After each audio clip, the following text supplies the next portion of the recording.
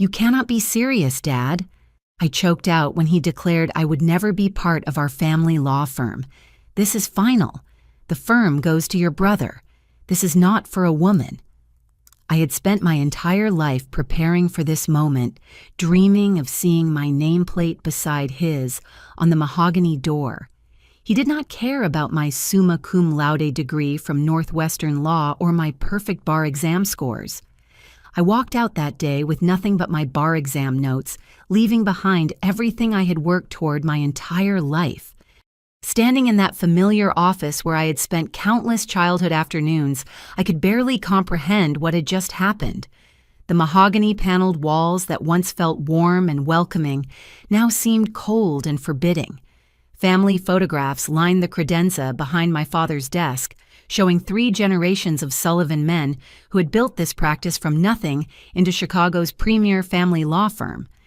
My great-grandfather Patrick Sullivan had founded Sullivan and Associates in 1945, fresh out of law school, and determined to help working-class families navigate divorce and custody battles. He started with a single room above Murphy's Deli on the South Side, taking cases other attorneys would not touch. Through sheer determination and genuine compassion for his clients, he built a reputation that stretched across the entire city. My grandfather Thomas expanded the practice in the 1970s, moving to the prestigious downtown location where we still operated. He specialized in complex property division cases and became known for his meticulous attention to detail. Under his leadership, the firm grew to employ 6 attorneys and handle some of the most high-profile divorce cases in Illinois. Then came my father William, who transformed Sullivan and Associates into the powerhouse it became. He developed innovative mediation techniques that saved clients millions in court costs while preserving family relationships. Legal publications featured his work regularly, and law schools invited him to lecture on family law ethics. The firm now employed 15 attorneys and support staff, occupying 3 floors of a Michigan Avenue high-rise. Growing up, I absorbed every detail of this legacy. During school breaks, I would accompany my father to the office organizing case files and listening to him explain legal strategies. He would quiz me on statutory requirements and smile proudly when I grasped complex concepts that impressed visiting attorneys. I remember being 7 years old, carefully arranging discovery documents while he prepared for a major custody hearing. "This is the future Mrs. Catherine Sullivan," he would tell colleagues, introducing me with obvious pride. "She's going to carry on the family tradition and probably surpass us all." Those words became my North Star, guiding every academic decision and career choice throughout my youth. I excelled in high school debate, winning state championships and earning a full scholarship to Northwestern University. My undergraduate political science professors praised my analytical skills and encouraged me to pursue law school immediately after graduation. I studied constantly, maintaining a 4.0 grade point average while volunteering at legal aid clinics and internships at prestigious firms. Law school proved even more demanding, but I thrived under the pressure. Constitutional law fascinated me, and I spent hours in the library researching landmark family law cases. My professors selected me for the Law Review editorial board, and I graduated summa cum laude with honors in family law specialization. The Illinois bar examination felt like a formality after years of intensive preparation. Meanwhile, my younger brother Danny had shown absolutely zero interest in legal work throughout his childhood and adolescence. He barely graduated from high school, spending most of his time playing video games and hanging out with friends who shared his lack of ambition. Community college became his reluctant compromise after our parents refused to support his plans to skip higher education entirely.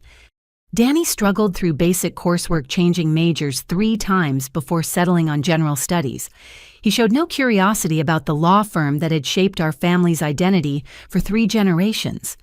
Family dinners often featured my enthusiastic discussions about interesting cases or legal developments, while Danny remained silent or excused himself early to meet friends. The irony was not lost on me that the son who had avoided everything connected to our family's profession would now inherit the practice that I had devoted my entire life to joining. The brother who could barely explain the difference between civil and criminal law would lead attorneys who respected the Sullivan name because of the expertise and integrity it represented. But the most shocking revelation came when Danny smirked from the corner of my father's office during that devastating conversation. His expression revealed something I had never suspected, a calculated satisfaction that suggested this outcome had not happened by accident. The pieces began falling into place as I realized my own brother had been working against me behind the scenes, manipulating our father's decision through means I could not yet comprehend. As I gathered my belongings from the office that day, my hands trembling with anger and disbelief, I caught a glimpse of correspondence on my father's desk. The letterhead belonged to Morrison Black and Associates, one of Chicago's most established family law practices. The visible portion mentioned discussions about transitioning certain clients and maintaining professional relationships during upcoming changes at Sullivan and Associates. This discovery hit me like a physical blow. Not only was I being excluded from the family firm, but arrangements were already underway to manage the aftermath of this decision. My father had been planning this betrayal for weeks, or possibly months, discussing the firm's future with outside parties, while allowing me to believe I still had a place in the family legacy. The elevator ride down from the 30th floor felt endless. Each floor that passed represented another layer of my shattered dreams. By the time I reached the parking garage, the full weight of my situation had settled over me like a suffocating blanket. Everything I had worked for, every sacrifice I had made, every assumption I had built my future around, had crumbled in the space of a 10-minute conversation. I drove straight to Danny's apartment complex, my mind racing with questions that demanded immediate answers. The building was a modest 3-story structure in Lincoln Park, nothing fancy, but respectable enough for someone supposedly preparing to inherit a multi-million-dollar law practice. The contrast between his humble living situation and his sudden elevation to firm leadership struck me as suspicious. Danny answered his door with the same smug expression he had worn in our father's office. He wore wrinkled jeans and a faded concert t-shirt, hardly the appearance of someone ready to assume professional responsibilities. His apartment was cluttered with empty pizza boxes and gaming equipment, the living space of someone who had never taken adult responsibilities seriously. "Come to gloat about your victory," I asked, pushing past him into the cramped living room. "Victory." Danny laughed, settling onto his worn couch with unsettling confidence. "Catherine, this was never a competition. Dad finally realized what everyone else could see clearly. You would ruin the firm's reputation within 5 years."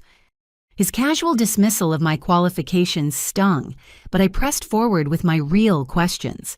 "How did you convince him you have never shown the slightest interest in practicing law? Most days you cannot even remember to pay your electric bill on time." Danny's expression shifted, and for the first time I glimpsed something resembling genuine emotion. Desperation flickered across his features before he regained his composure. He walked to a kitchen drawer and pulled out a manila folder thick with documents. "You want to know how I convinced him I told him the truth about what clients really think when they see a woman handling their divorce cases? Men do not trust female attorneys with their financial futures, and women worry that other women will judge their personal decisions too harshly. Traditional families want traditional representation." The folder contained printed emails and what appeared to be client surveys, though I suspected their authenticity. Danny had clearly spent considerable time crafting arguments that would appeal to our father's old-fashioned sensibilities. But there was something else in his demeanor, an underlying panic that suggested deeper motivations than professional concerns. "I need this firm, Catherine." Danny's voice dropped to a more urgent tone. "You have options with your grades and connections. You could work anywhere in the city. I have gambling debts that are going to get me killed if I do not find a way to pay them back soon." There it was. the truth behind his sudden interest in family law and his campaign to exclude me from the practice. Danny pulled out his phone and showed me a series of text messages that made my blood run cold. The threats were explicit and detailed, demanding $50,000 within 6 weeks or promising consequences that would extend beyond financial penalties. I got involved with some people who run poker games in the warehouse district. He explained his earlier confidence completely evaporated. It started as weekend entertainment, but the stakes kept getting higher. Before I knew it, I owed more money than I could ever repay on my own. The loan sharks behind these messages were not the kind of people who accepted payment plans or showed mercy for financial hardship. They operated outside legal boundaries and resolved disputes through intimidation and violence. Danny had gotten himself entangled with genuine criminals who would not hesitate to hurt him or his family if their demands went unmet. But even understanding his desperate circumstances, I could not forgive what he had done next.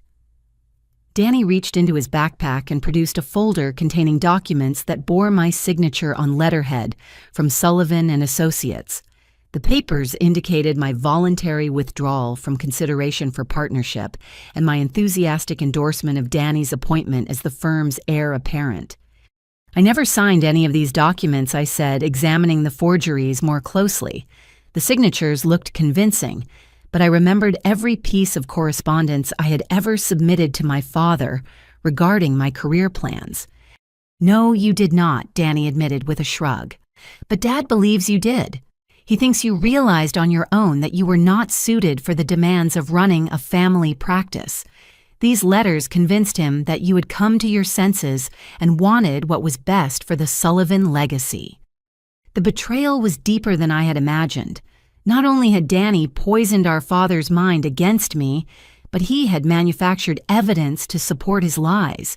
He had forged my signature on documents that painted me as someone who lacked confidence in my own abilities and willingly deferred to male authority in professional matters.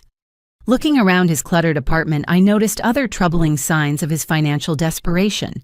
Credit card statements lay scattered across his coffee table, showing balances that exceeded his income by enormous margins. Collection agency notices were taped to his refrigerator, and I spotted pawn shop receipts for items that probably belonged to our parents. Danny had been spiraling into financial ruin for months while keeping his troubles hidden from our family.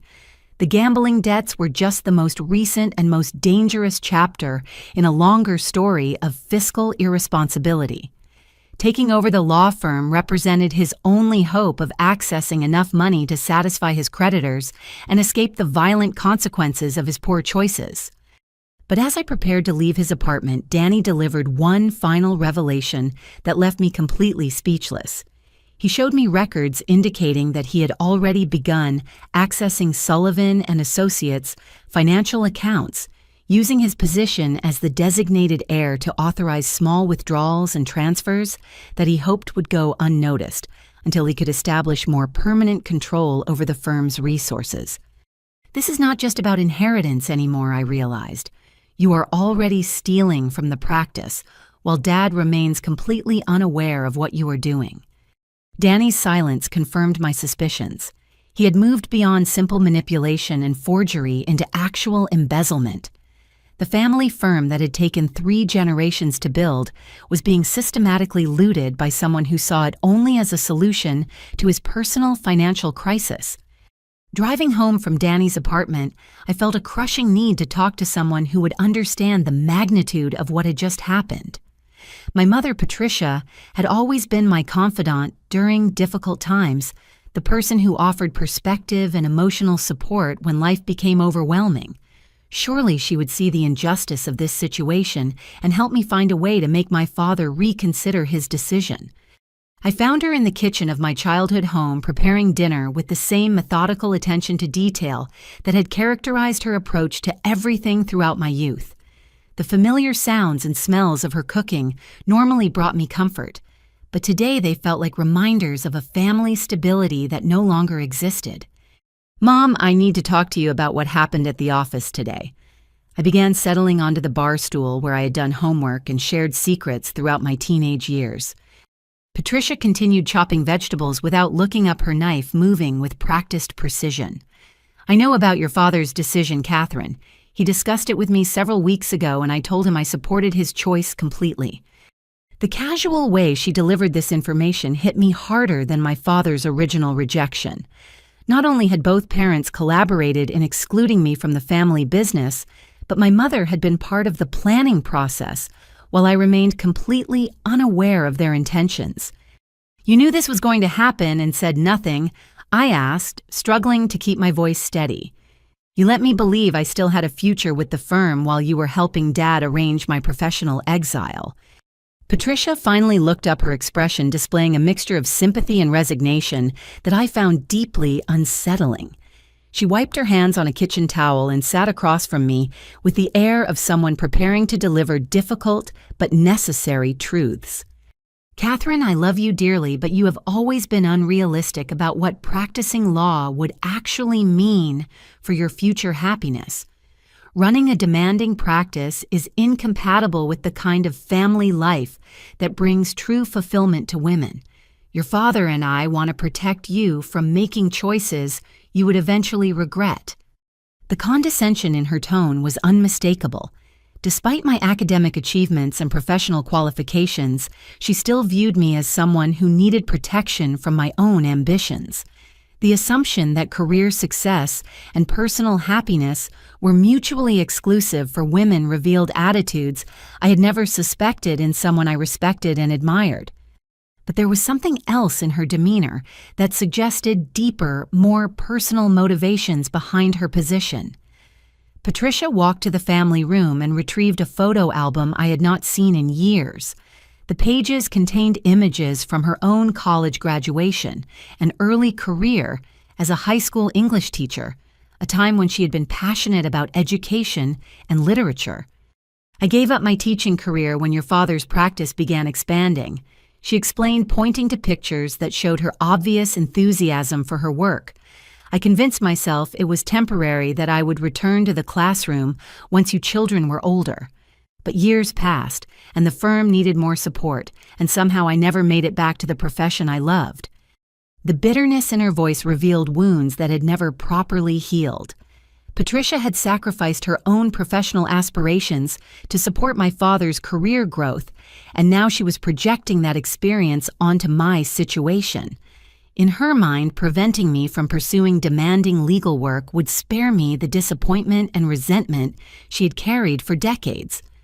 "You want me to find a nice supporting role at another firm and focus on finding a husband," I said, repeating the suggestion she had made during our phone conversation the previous week. "You think professional ambition will ultimately leave me empty and unfulfilled?" Patricia nodded, her expression softening with what she clearly believed was maternal wisdom. "I have watched your father work 70-hour weeks for 30 years, missing family dinners and vacation trips because clients needed immediate attention. I have seen how the stress affects his health and our relationship. Why would I want that kind of life for my daughter?" But the most shocking revelation came when she walked to her writing desk and retrieved a manila envelope that had been carefully stored in the bottom drawer. The contents included a handwritten letter dated 5 years earlier, addressed to my father and bearing her signature at the bottom. "I wrote this when you were finishing your second year of law school," she said, handing me the pages with obvious reluctance. "I was hoping your father would find a gentle way to discourage you from continuing your legal education." Reading my mother's words was like discovering that someone I trusted completely had been working against my interests for years. The letter argued that encouraging my legal career would ultimately harm my chances for marriage and family happiness. She suggested that my father should guide me toward more traditionally feminine professions like teaching or social work. The letter also revealed that Patricia had been discussing my future with other family members and friends, building consensus around the idea that legal practice was inappropriate for women who wanted fulfilling personal lives.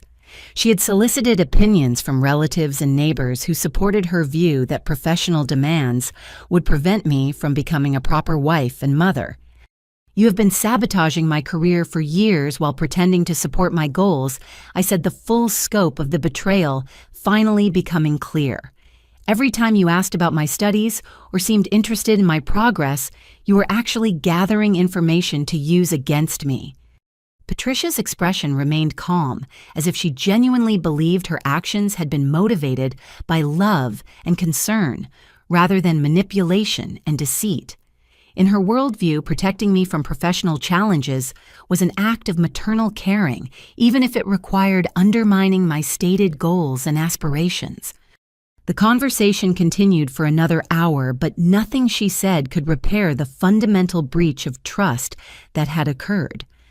My mother had not only failed to support my professional ambitions, but had actively worked to undermine them while maintaining the pretense of being my advocate and confidant. As I prepared to leave my childhood home that evening, Patricia made one final attempt to justify her position. She reminded me of family friends whose daughters had struggled to balance demanding careers with marriage and motherhood, citing their experiences as evidence that my goals were fundamentally unrealistic. But what she failed to understand was that her interference had not protected me from difficult choices. Instead, it had denied me the opportunity to make those choices myself based on my own values and priorities, rather than her fears and regrets about the path her life had taken. The following Monday morning, I began the humbling process of job hunting in Chicago's competitive legal market.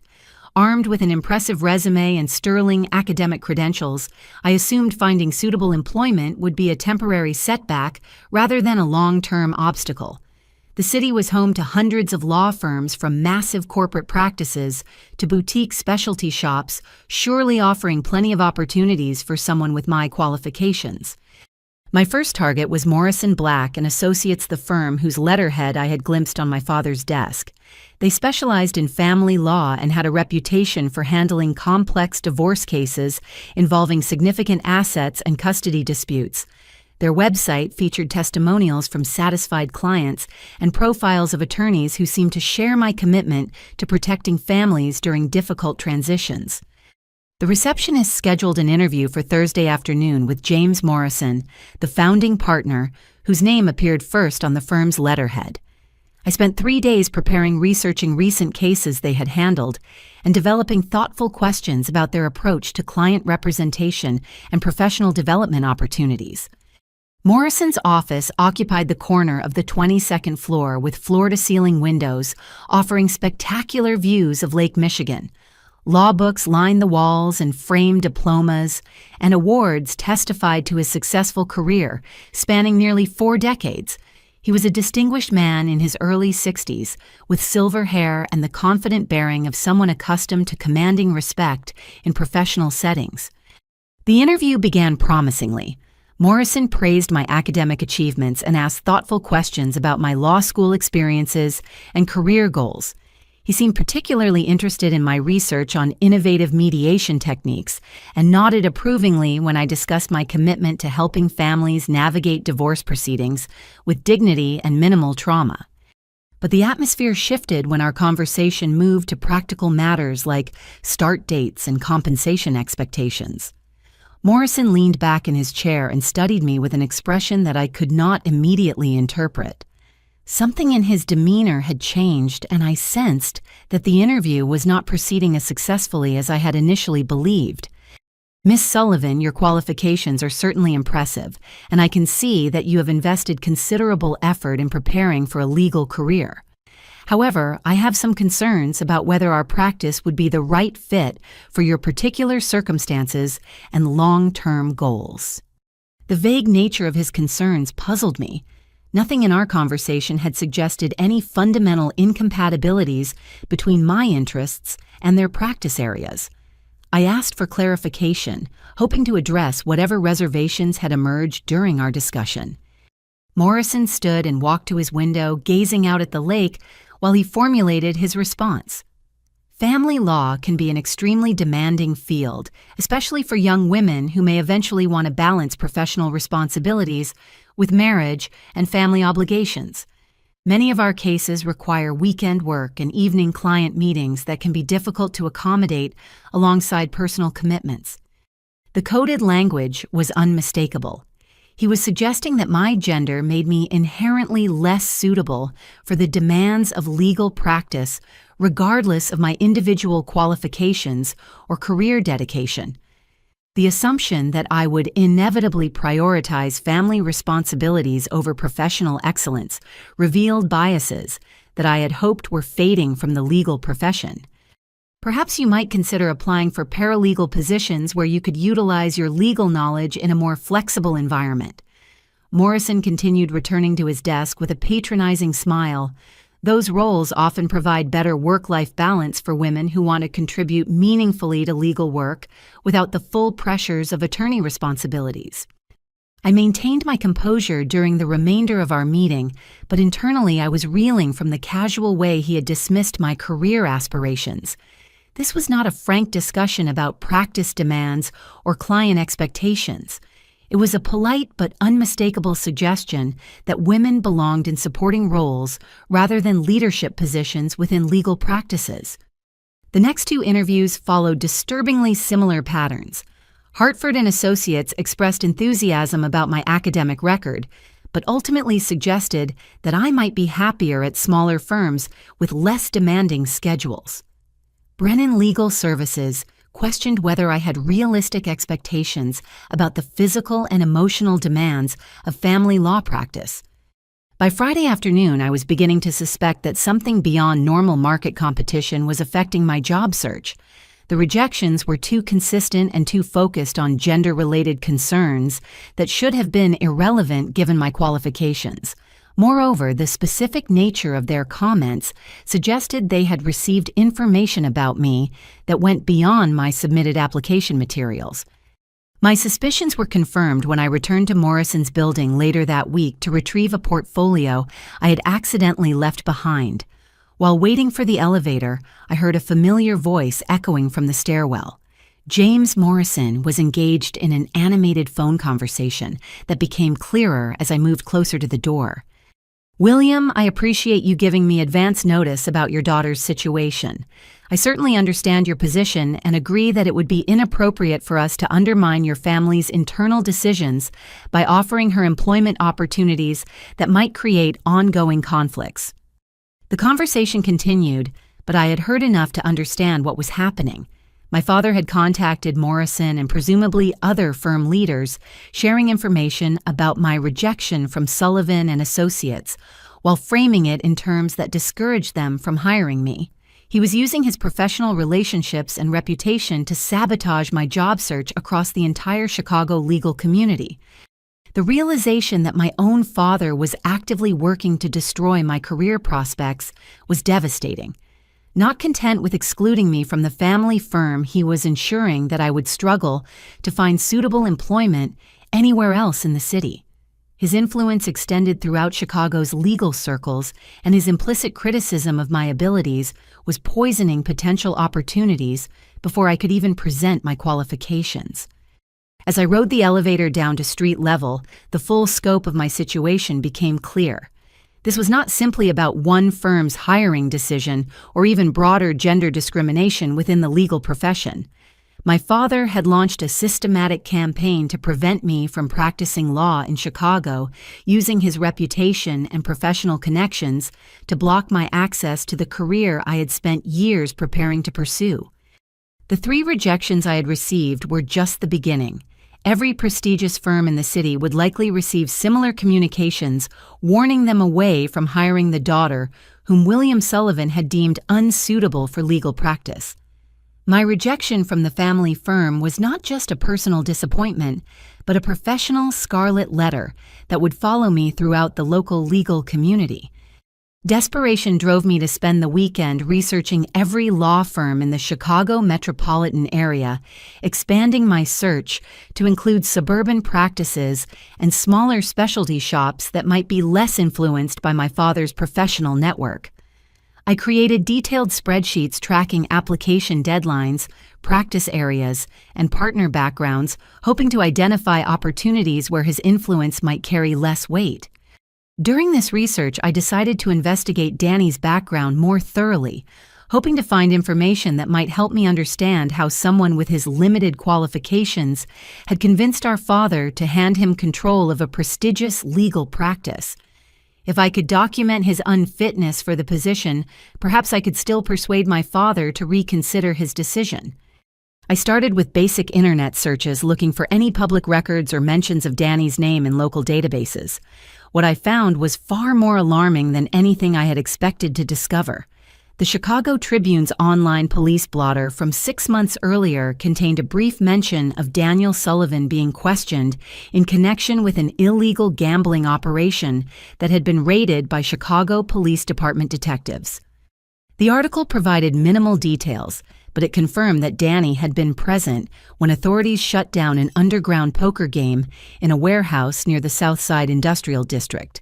While no charges were filed against him, the fact that he was questioned suggested his involvement went beyond casual participation in what police described as a sophisticated illegal gambling enterprise. Further research revealed additional troubling information.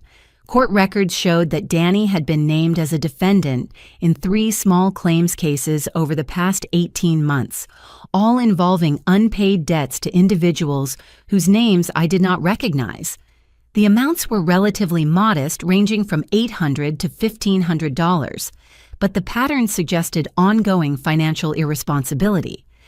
I decided to conduct physical surveillance following Danny during his evening activities to see if I could gather more concrete evidence about his gambling habits and financial situation. This felt uncomfortably like stalking my own brother, but the stakes were too high for me to rely on assumptions or incomplete information. Thursday evening, I parked across from his apartment building and waited for him to emerge. Danny appeared around 8 o'clock, dressed more formally than usual in dark jeans and a button-down shirt. He drove to a strip mall in Cicero, parking behind a restaurant that appeared to be closed for business. Several other cars were already in the lot, and I watched as men entered the building through a rear entrance. Over the next 3 hours, I observed a steady stream of visitors arriving and departing from what was clearly an illegal gambling operation. The participants ranged from young men in their 20s to older individuals who looked like successful business people. Cash changed hands in the parking lot, and the tension was evident even from my distant observation point. When Danny finally emerged, his body language told a story of significant losses. He walked slowly to his car, shoulders slumped, and sat behind the wheel for several minutes before starting the engine. I followed him to a 24-hour diner where he sat alone in a booth, staring at his phone with an expression of genuine fear. The next day, I decided to search his car while he was at work. Danny had always been careless about locking his vehicle, and I found it parked outside the community college where he worked part-time as a maintenance assistant. The glove compartment and center console contained a treasure trove of incriminating evidence. Pawnshop receipts showed that Danny had been systematically selling personal possessions over the past year. Wedding gifts from our parents' electronics and even family heirlooms had been converted to cash to fund his gambling habit. The receipts totaled nearly $12,000, representing a substantial portion of everything valuable he owned. But the most shocking discovery was a collection of bank statements and financial documents that revealed the true extent of his desperation. Danny had been writing checks from accounts that lacked sufficient funds, resulting in overdraft fees that compounded his financial problems. More alarmingly, several of the checks were written on accounts belonging to Sullivan and Associates, using signature cards he had somehow obtained access to. The forgeries were sophisticated enough to pass casual inspection, but they represented clear evidence of embezzlement from the family firm. Danny had been stealing money from client trust accounts, using his knowledge of office procedures and his access as the designated heir to authorize withdrawals that he hoped would go unnoticed until he could establish permanent control over the firm's finances. One particularly damaging document was a letter from the Illinois Attorney Registration and Disciplinary Commission, informing Danny that complaints had been filed against Sullivan and Associates regarding mishandling of client funds. The letter requested detailed accounting records and explanations for several suspicious transactions that had triggered automatic reporting requirements. Danny was not just stealing money to pay gambling debts.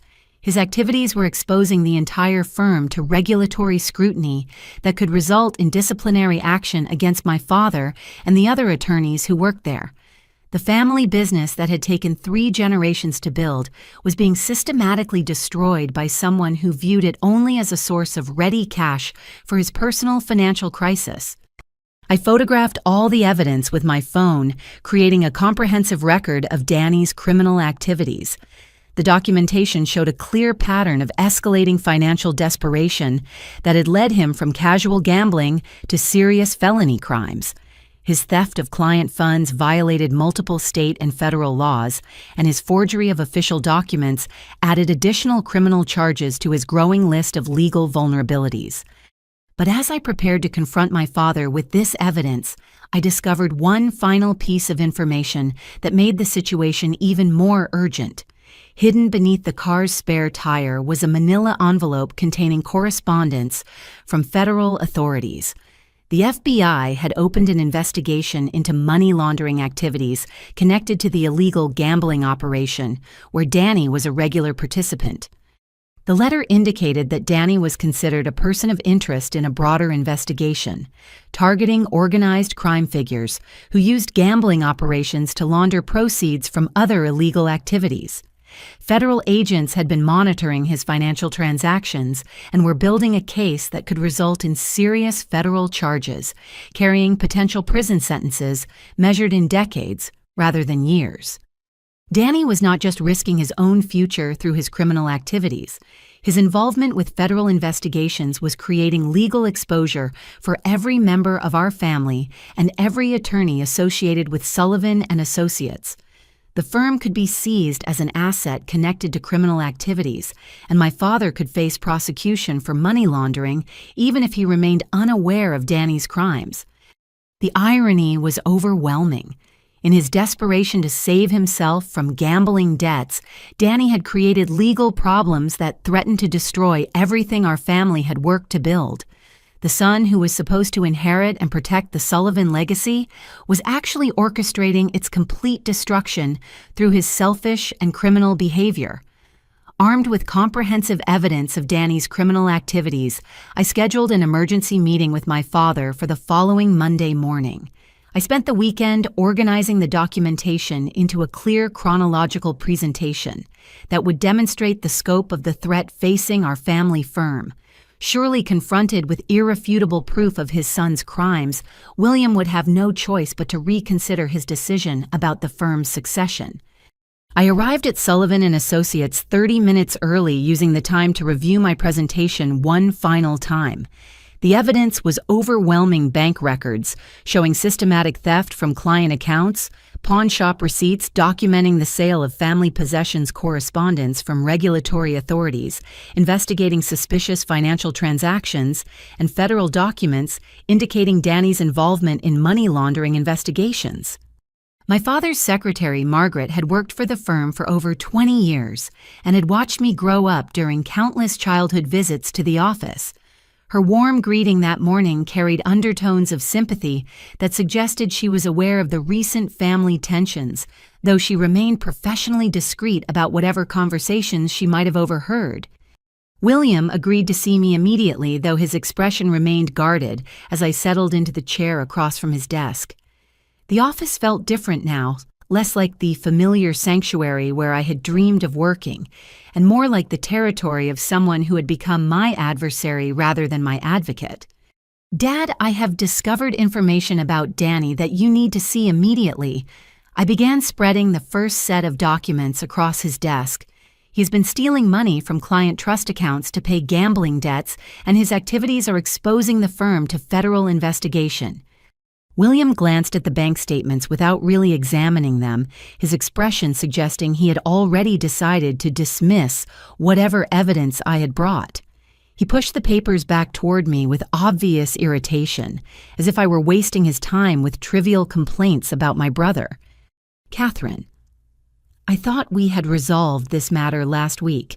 Your jealousy about Danny's appointment is understandable, but I will not tolerate false accusations designed to undermine his position. This kind of vindictive behavior is exactly why I concluded you were unsuitable for leadership responsibilities.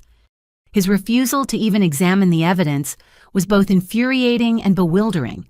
I laid out additional documentation, including the pawn shop receipts and the letter from the Attorney Registration and Disciplinary Commission. Each piece of evidence told the same story. Danny was systematically looting the firm to fund his gambling addiction, while exposing everyone to serious legal consequences. These are not false accusations, I insisted, pointing to specific transactions that clearly showed unauthorized withdrawals from accounts Danny should not have been able to access. He forged signatures on these checks, and the amounts total more than $30,000 over the past 6 months. William stood and walked to his window, refusing to look at the documents I had carefully arranged on his desk. His body language communicated complete rejection of everything I was trying to tell him, as if the mere source of the information invalidated its credibility, regardless of its accuracy. "Your brother has explained these transactions to me already," he said without turning around. He identified some inefficiencies in our accounting procedures and took initiative to streamline certain processes. "The apparent irregularities you have discovered are the result of legitimate business improvements rather than criminal activities." The response revealed that Danny had anticipated this confrontation and prepared his father with plausible explanations for the financial discrepancies. My brother had gotten ahead of my investigation by framing his theft as administrative improvements, counting on our father's trust and his prejudice against me to prevent serious scrutiny of the evidence. I tried a different approach, focusing on the federal investigation documents that would be impossible to explain away as routine business matters. The FBI letter explicitly identified Danny as a person of interest in a money laundering investigation connected to illegal gambling operations. No amount of spin could transform federal criminal investigation into legitimate business activity. "This is correspondence from the Federal Bureau of Investigation," I said, holding up the letter for his examination. "They are investigating Danny's connection to organized crime figures who use gambling operations to launder money. His activities are creating legal exposure for everyone associated with this firm." William finally turned from the window, but instead of examining the federal documents, he looked at me with an expression of profound disappointment. He returned to his desk and sat down, folding his hands with the air of someone preparing to deliver a lecture to a wayward child. "Catherine, I am deeply disturbed by the lengths you are willing to go to sabotage your brother's future. Manufacturing false federal documents is not only unethical, but potentially criminal.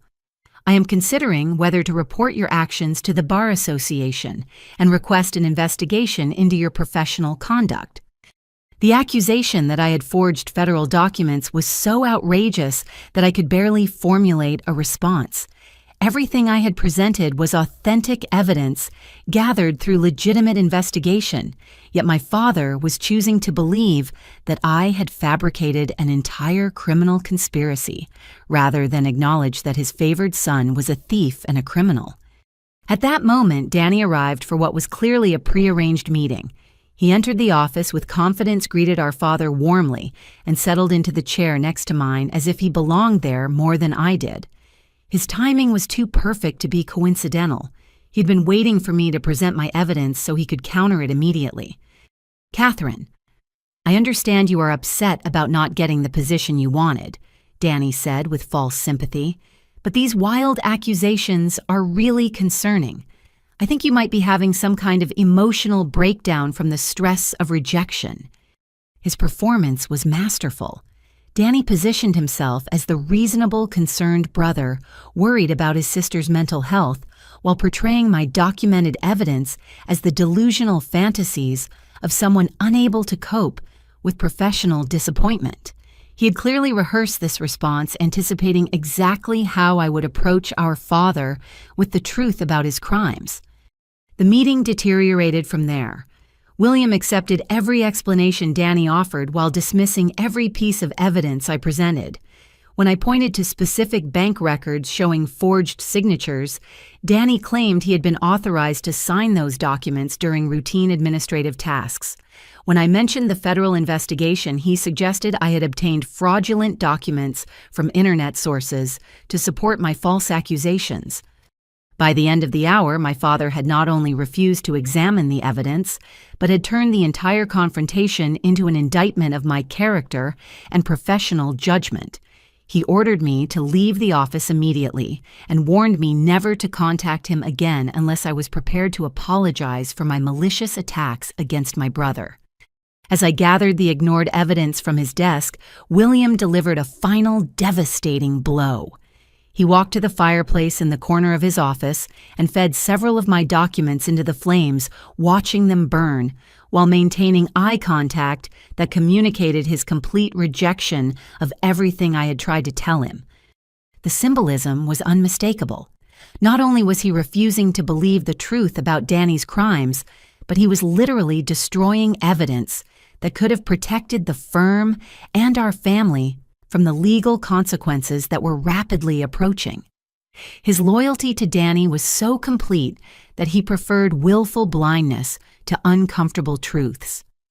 The devastating failure of my confrontation with my father marked the beginning of the darkest period of my life.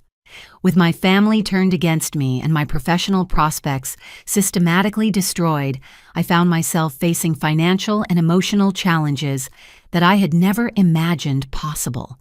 The comfortable assumptions that had guided my life for 28 years had been shattered, leaving me to navigate an uncertain future without the support systems I had always taken for granted. I moved out of my childhood bedroom and into a studio apartment in Rogers Park, a neighborhood that offered affordable housing for someone with rapidly dwindling financial resources.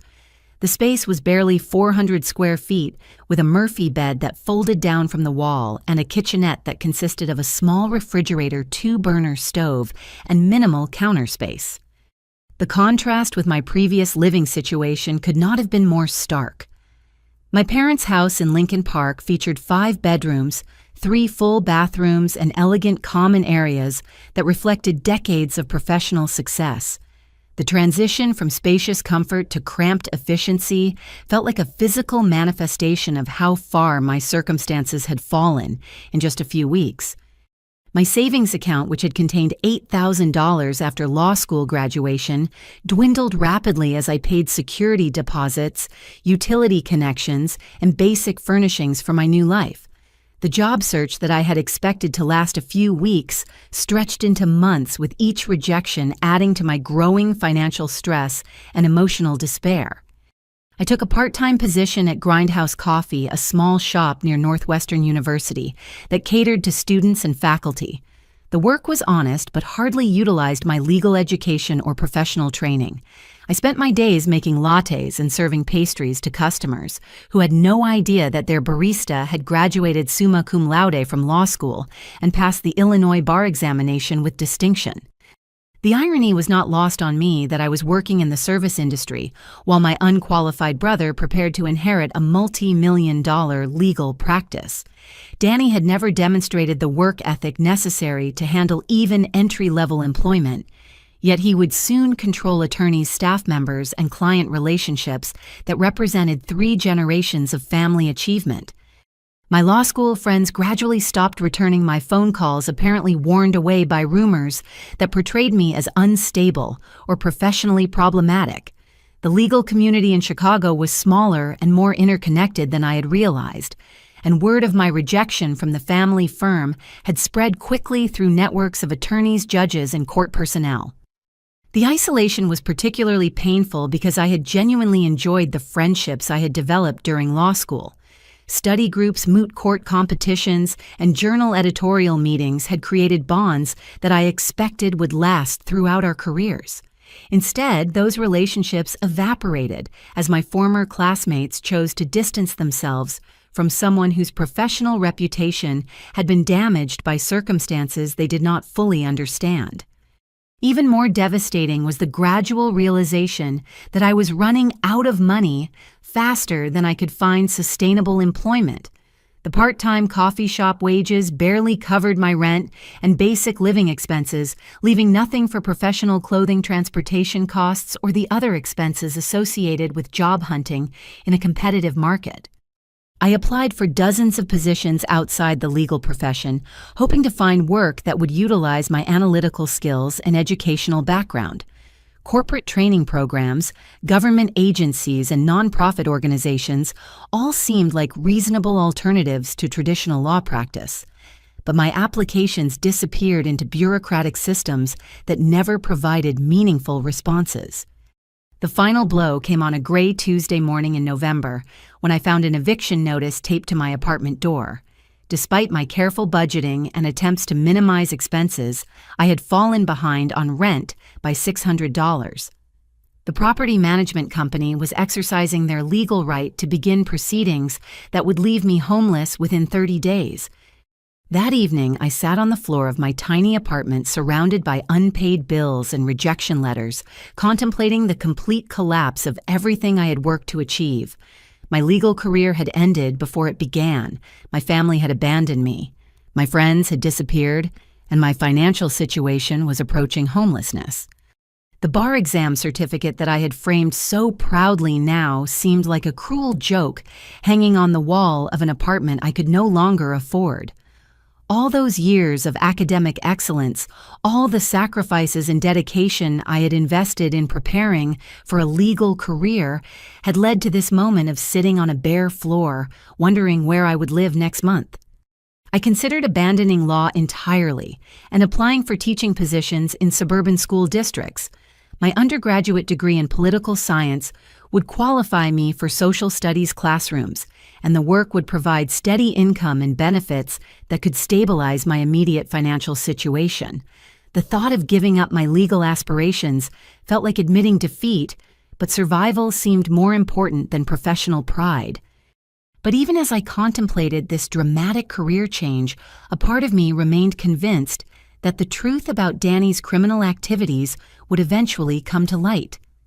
Federal investigations moved slowly but thoroughly, and his involvement with money laundering operations would inevitably be exposed regardless of my father's willingness to examine evidence. The question was whether I could survive financially and emotionally long enough to see justice served. Sitting in that empty apartment facing eviction and professional exile, I had no idea that forces were already in motion that would completely transform my situation within a matter of weeks. As I prepared for sleep on what might be one of my last nights in the apartment, my phone rang with a call from an unknown number. The timing seemed suspicious given that it was nearly 10 o'clock on a weeknight, but desperation made me willing to answer calls from sources I might normally have ignored. The voice on the other end would change everything, though I had no way of knowing that as I hesitantly said hello to someone whose identity and intentions remained completely mysterious. The woman on the phone spoke with the professional confidence of someone accustomed to handling sensitive information. Her voice carried a slight accent that I could not immediately place, and she chose her words carefully, as if she was working from prepared notes or following specific protocols for this type of contact. Miss Sullivan, my name is Sarah Martinez, and I am a forensic accountant working with federal authorities on a case that involves your brother, Daniel. I understand that you have been attempting to bring certain irregularities to the attention of your family, but those efforts have not been successful. I believe I can provide you with information that might help you understand the full scope of the situation. The call felt surreal after weeks of isolation and rejection. Here was someone who not only believed that Danny was involved in criminal activities, but possessed official authority to investigate those crimes. After months of having my concerns dismissed as jealous fantasies, I was finally speaking with someone who took the evidence seriously. Sarah suggested we meet in person to discuss details that were too sensitive for telephone conversations. She proposed a coffee shop in the Loop far enough from my neighborhood and my family's usual locations to ensure privacy. The meeting was scheduled for Thursday afternoon, giving me time to gather the evidence I had tried unsuccessfully to present to my father. I arrived at the designated location 30 minutes early, choosing a corner table where I could observe the entrance, while maintaining some privacy for our conversation. The coffee shop was busy enough to provide cover for sensitive discussions, but not so crowded that we would struggle to hear each other clearly. Sarah Martinez appeared precisely on time, and I recognized her immediately from her professional demeanor and the briefcase she carried. She was a woman in her early 40s, with short dark hair and wire-rimmed glasses that gave her an academic appearance. Her clothing was conservative but expensive, suggesting someone who worked in high-level government or corporate environments. After brief introductions, Sarah spread several folders across our table, revealing documents that contained far more information about Danny's activities than I had been able to gather through my own investigation. Federal authorities had been monitoring his financial transactions for nearly 8 months, building a comprehensive case that connected his gambling debts to broader criminal enterprises. The illegal gambling operation where your brother is a regular participant serves multiple purposes, Sarah explained, pointing to surveillance photographs that showed Danny entering and leaving various locations. In addition to providing entertainment for gambling addicts, these operations launder money from drug trafficking, weapons sales, and other serious criminal activities. The federal investigation had identified Danny as what they termed a financial conduit, someone who used his access to legitimate business accounts to move illegal money through seemingly respectable channels. His position as heir to Sullivan and Associates made him particularly valuable to criminal organizations that needed ways to legitimize their profits. But the most shocking revelation concerned my father's unwitting involvement in the money laundering scheme. Sarah showed me bank records indicating that Sullivan and Associates had been receiving payments from shell companies controlled by organized crime figures. The money appeared to be legitimate legal fees, but it was actually laundered proceeds from illegal activities. Your father has been unknowingly signing documents that authorize these transactions. Sarah continued showing me copies of paperwork that bore William's signature. Your brother has been presenting these as routine administrative matters while actually using the firm's accounts to process criminal money. The evidence was overwhelming and deeply disturbing. Not only had Danny been stealing from client accounts, but he had been using the family firm as an unwitting participant in federal crimes. His access to my father's signature and his knowledge of office procedures had allowed him to transform Sullivan and Associates into a tool for money laundering operations. Sarah offered me a deal that could provide both personal vindication and a path toward rebuilding my life. Federal authorities needed someone with insider knowledge of the firm's operations to help them gather additional evidence about the money laundering scheme. In exchange for my cooperation, they would provide immunity from prosecution and assistance in establishing my own legal practice once the investigation concluded. The proposal involved considerable personal risk. I would need to rebuild relationships with my family under false pretenses, pretending to accept my exclusion from the firm while actually gathering evidence about Danny's criminal activities. The work would require wearing recording devices during family interactions and documenting his access to sensitive financial information. Sarah was honest about the dangers involved. Danny's criminal associates were dangerous people who would not hesitate to use violence against anyone who threatened their operations. If my undercover work was discovered, I could face serious physical harm from people who viewed federal cooperation as a capital offense. But she also painted a picture of the potential benefits that extended beyond my personal situation. The investigation had already identified dozens of victims whose money had been stolen through various schemes connected to the gambling operation. Elderly clients of Sullivan and Associates were among those victims, their retirement savings and legal settlements diverted to fund criminal enterprises. Your cooperation could help us recover millions of dollars for people who have been victimized by these crimes, Sarah said, showing me files containing heartbreaking stories of financial exploitation. Many of these victims are elderly individuals who trusted your family's firm with their most important legal matters. The moral dimension of the choice was clear. I could walk away and focus on rebuilding my own life, leaving the investigation to proceed without my assistance.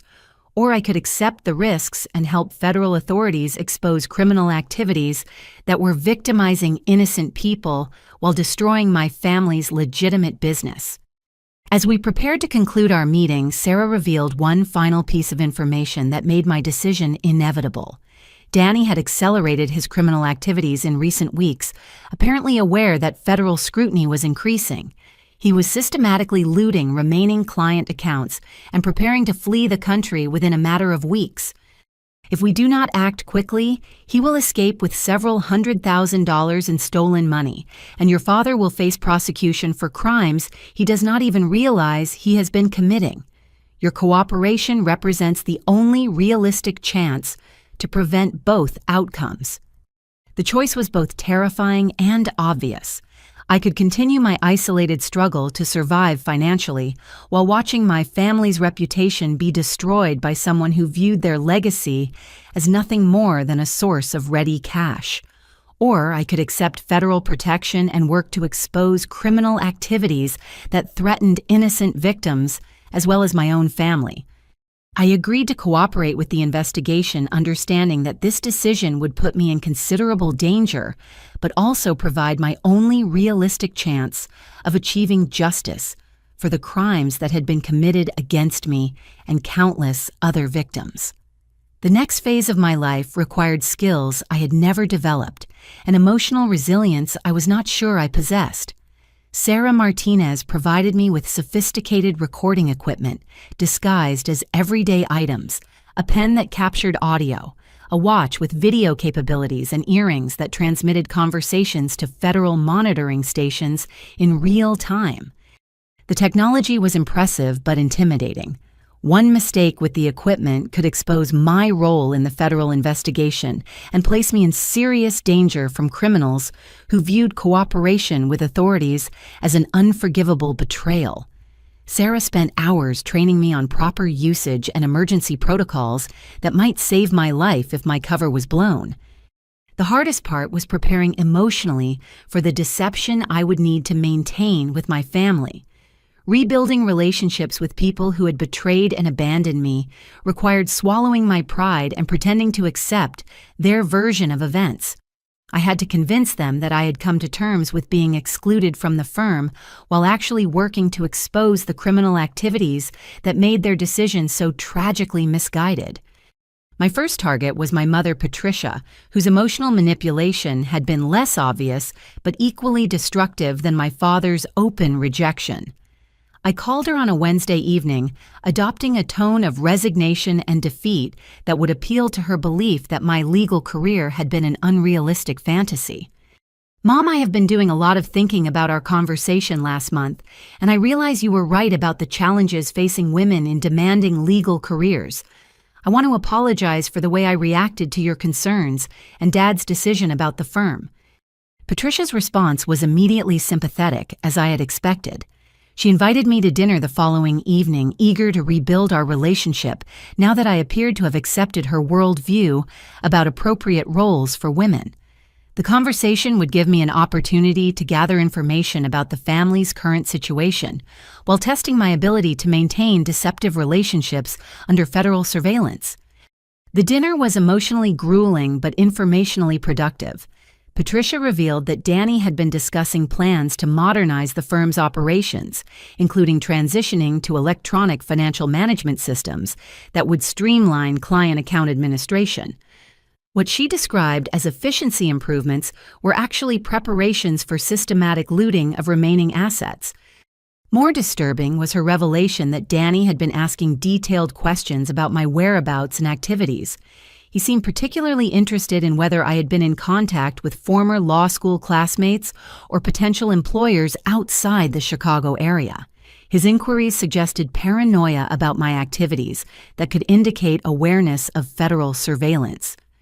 I also learned that William had been experiencing health problems related to stress about the firm's financial situation. Several major clients had expressed concerns about account management irregularities, and the Illinois Attorney Registration and Disciplinary Commission had scheduled a formal review of Sullivan & Associates' compliance with trust account regulations. Patricia attributed these problems to temporary administrative challenges that Danny would resolve once he assumed full control of operations. She had no idea that the irregularities were actually evidence of systematic theft that had been ongoing for months. Her willingness to accept Danny's explanations without scrutiny revealed how completely he had manipulated the entire family's understanding of the situation. Over the following weeks, I gradually re-established contact with both my parents and Danny himself. Each interaction required careful preparation with Sarah Martinez, who coached me on conversation strategies that would elicit useful information without arousing suspicion about my motives. The most challenging meetings were direct conversations with Danny, who remained suspicious about my sudden change of attitude. He questioned my acceptance of the succession decision and probed for information about my current living situation and employment status. I had to convince him that I was genuinely defeated and focused on rebuilding my life outside the legal profession. During one particularly tense dinner at my parents' house, Danny tested my sincerity by offering to help me find employment at firms where he claimed to have professional connections. His offer was actually an attempt to monitor my job search activities and ensure that I did not find positions where I might gain access to information that could threaten his schemes. The recording equipment captured dozens of hours of conversations that documented Danny's knowledge of financial irregularities and his deliberate efforts to conceal the true nature of his activities. More importantly, the recording showed my father unknowingly authorizing transactions that facilitated money laundering operations. Sarah and her federal colleagues used this evidence to build detailed profiles of the criminal network that Danny had become entangled with through his gambling addiction. The investigation revealed connections to drug trafficking organizations, illegal weapons dealers, and human trafficking operations that used gambling establishments as fronts for more serious criminal enterprises. But the most personally devastating discovery came when Sarah showed me evidence that Danny had been stealing specifically from elderly divorce clients, whose cases involved significant financial settlements. These victims had trusted Sullivan and Associates with their most important legal matters, often involving the division of assets accumulated over decades of marriage.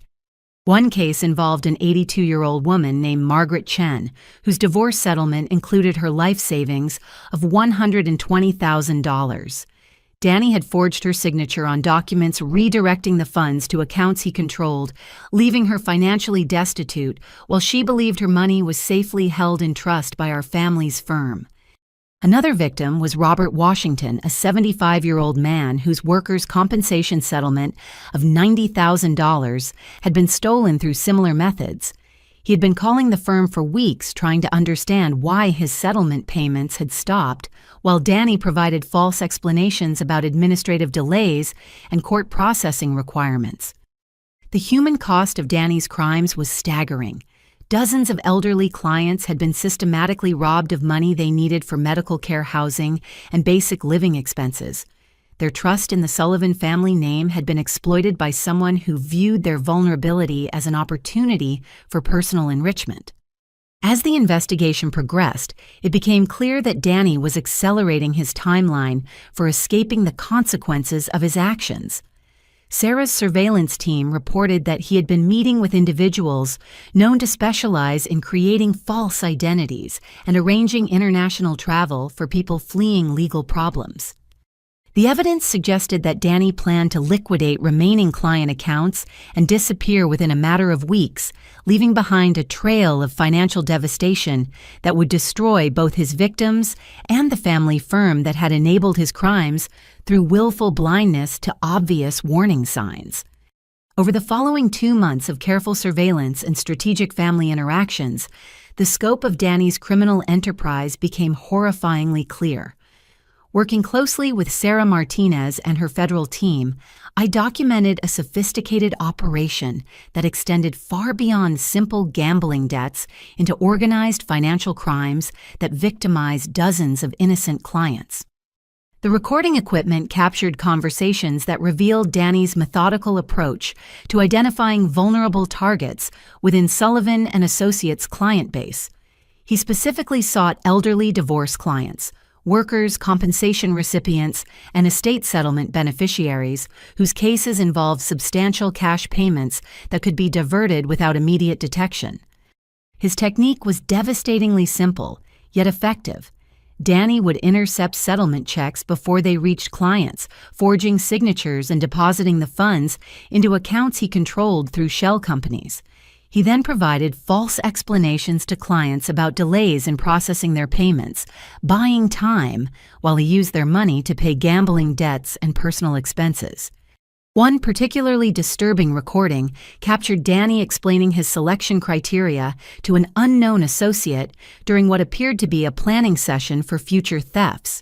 He described elderly clients as ideal targets because they were less likely to understand complex financial procedures and more trusting of professional authority figures.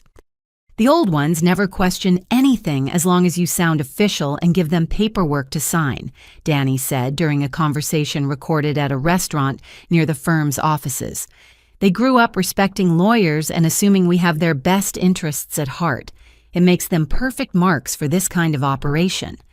Sarah's forensic accounting revealed that Danny had successfully stolen money from 17 different clients over the past 8 months, with total losses exceeding $230,000.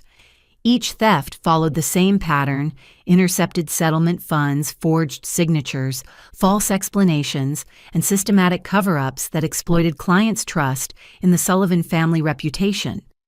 But the investigation also uncovered evidence that Danny's crimes extended beyond simple theft into more serious federal offenses. Bank records showed that he had been laundering stolen money through the same gambling operations that had initially gotten him into financial trouble, creating a cycle where criminal profits were used to pay debts to other criminal enterprises. The money laundering scheme involved complex transactions that moved stolen funds through multiple accounts before they reached their final destinations. Danny had established relationships with individuals who specialized in financial crimes, learning sophisticated techniques that allowed him to process large amounts of money while avoiding automatic reporting requirements that might trigger regulatory scrutiny. Federal surveillance documented meetings between Danny and known associates of organized crime families that controlled much of Chicago's illegal gambling industry. These individuals provided him with technical expertise and financial infrastructure in exchange for access to legitimate business accounts that could be used to launder money from drug trafficking and other serious criminal activities. The scope of the criminal network was staggering. Danny's gambling debts had been deliberately cultivated by criminal organizations that specialized in recruiting vulnerable individuals who could provide access to legitimate financial institutions. His desperation had made him an ideal candidate for recruitment into money laundering operations that required insider access to law firm accounts. Sarah showed me surveillance footage that captured Danny delivering cash payments to individuals whose criminal backgrounds included convictions for racketeering, extortion, and violent crimes connected to organized gambling operations. These meetings typically occurred in parking garages or other locations chosen specifically to avoid law enforcement surveillance. The federal investigation had identified at least 4 other law firms in the Chicago area where similar recruitment and exploitation had occurred. Criminal organizations had developed systematic approaches to identifying attorneys and legal staff whose financial desperation or substance abuse problems made them vulnerable to coercion and manipulation. But perhaps the most devastating evidence concerned my father's unwitting participation in facilitating these crimes. Recording equipment captured conversations where Danny convinced William to sign documents that authorized transactions he did not fully understand, exploiting his father's trust and his declining attention to administrative details. One particularly damaging recording showed Danny presenting William with a stack of authorization forms during a busy afternoon when multiple client emergencies demanded immediate attention. William signed the documents without careful review, trusting that his son was handling routine administrative matters competently and honestly. Those signatures authorized the transfer of over $50,000 from client trust accounts to shell companies controlled by criminal associates. William had unknowingly become an accessory to money laundering operations that funded drug trafficking and other serious criminal enterprises throughout the Midwest region. The evidence also revealed that several clients had attempted to file complaints about missing funds with the Illinois Attorney Registration and Disciplinary Commission, but those complaints had been systematically buried through bribery and intimidation. Danny had paid court clerks and administrative staff to lose paperwork and delay investigations that might expose his criminal activities. 3 elderly clients had been threatened with legal action if they continued pursuing complaints about missing settlement funds. Danny used his knowledge of legal procedures to intimidate victims, convincing them that questioning the firm's handling of their cases could result in expensive litigation that would consume whatever money they hoped to recover. The psychological manipulation was as sophisticated as the financial crimes. Danny exploited his victims' trust in professional authority while using their fear of legal complexity to discourage them from seeking help from other attorneys or law enforcement agencies. Many victims remained convinced that their missing money would eventually be returned through normal administrative processes. But Sarah's investigation had also identified a crucial vulnerability in Danny's operation. Federal banking regulations required automatic reporting of certain types of transactions, and his money laundering activities had triggered multiple suspicious activity reports that created a paper trail connecting him to known criminal enterprises. Moreover, his acceleration of theft activities had created accounting discrepancies that were becoming impossible to explain away as administrative errors. The Illinois Attorney Registration and Disciplinary Commission was preparing a formal audit of Sullivan and Associates that would certainly expose the missing client funds within a matter of weeks. Danny appeared to be aware that his time was running out. Surveillance teams reported that he had been liquidating personal assets and making arrangements that suggested preparation for immediate departure from Chicago. Federal agents had identified travel reservations and financial transfers that indicated he planned to flee the country before the end of the month. The urgency of the situation was compounded by evidence that Danny had been making threats against potential witnesses who might cooperate with law enforcement investigations. Sarah warned me that my safety could be compromised if he discovered my role in gathering evidence about his criminal activities. As we prepared for the final phase of the investigation, Sarah revealed that federal authorities were ready to make arrests, but needed one crucial piece of evidence to ensure successful prosecution. They required documentation that clearly demonstrated Danny's knowledge that his activities constituted criminal money laundering rather than simply unauthorized use of client funds. The distinction was legally significant because money laundering charges carried much longer prison sentences and allowed prosecutors to seize assets connected to criminal enterprises. Without clear evidence of intent to launder money, Danny might face only embezzlement charges that would result in shorter prison terms and limited asset forfeiture.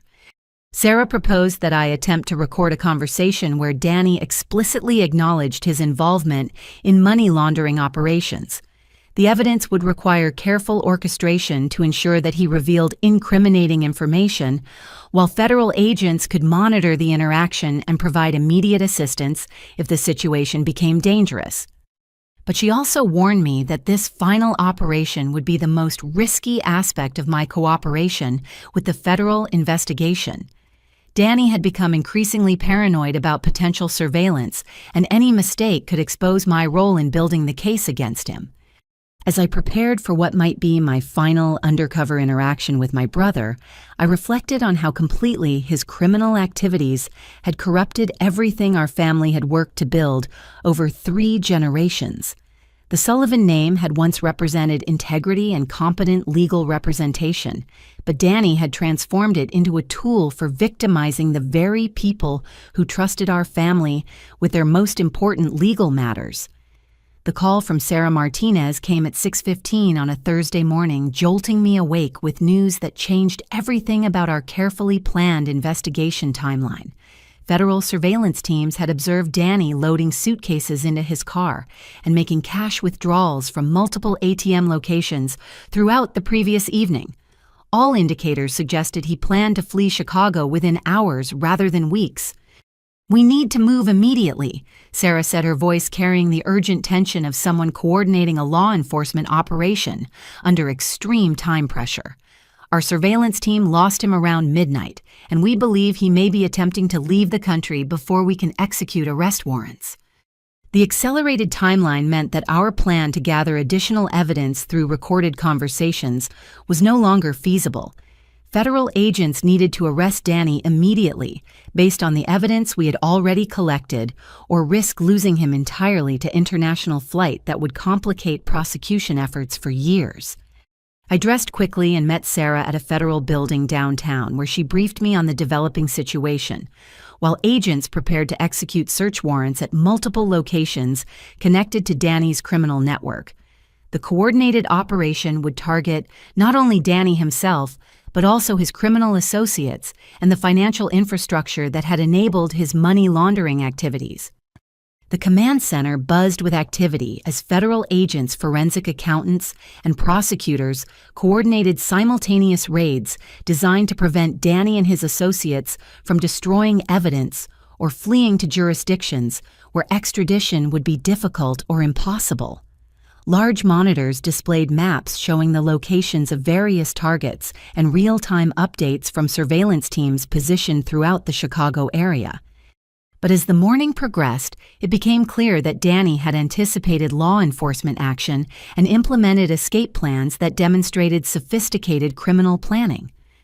Federal agents arrived at his apartment to find it completely empty, except for a handwritten note that had been deliberately left where investigators would find it immediately.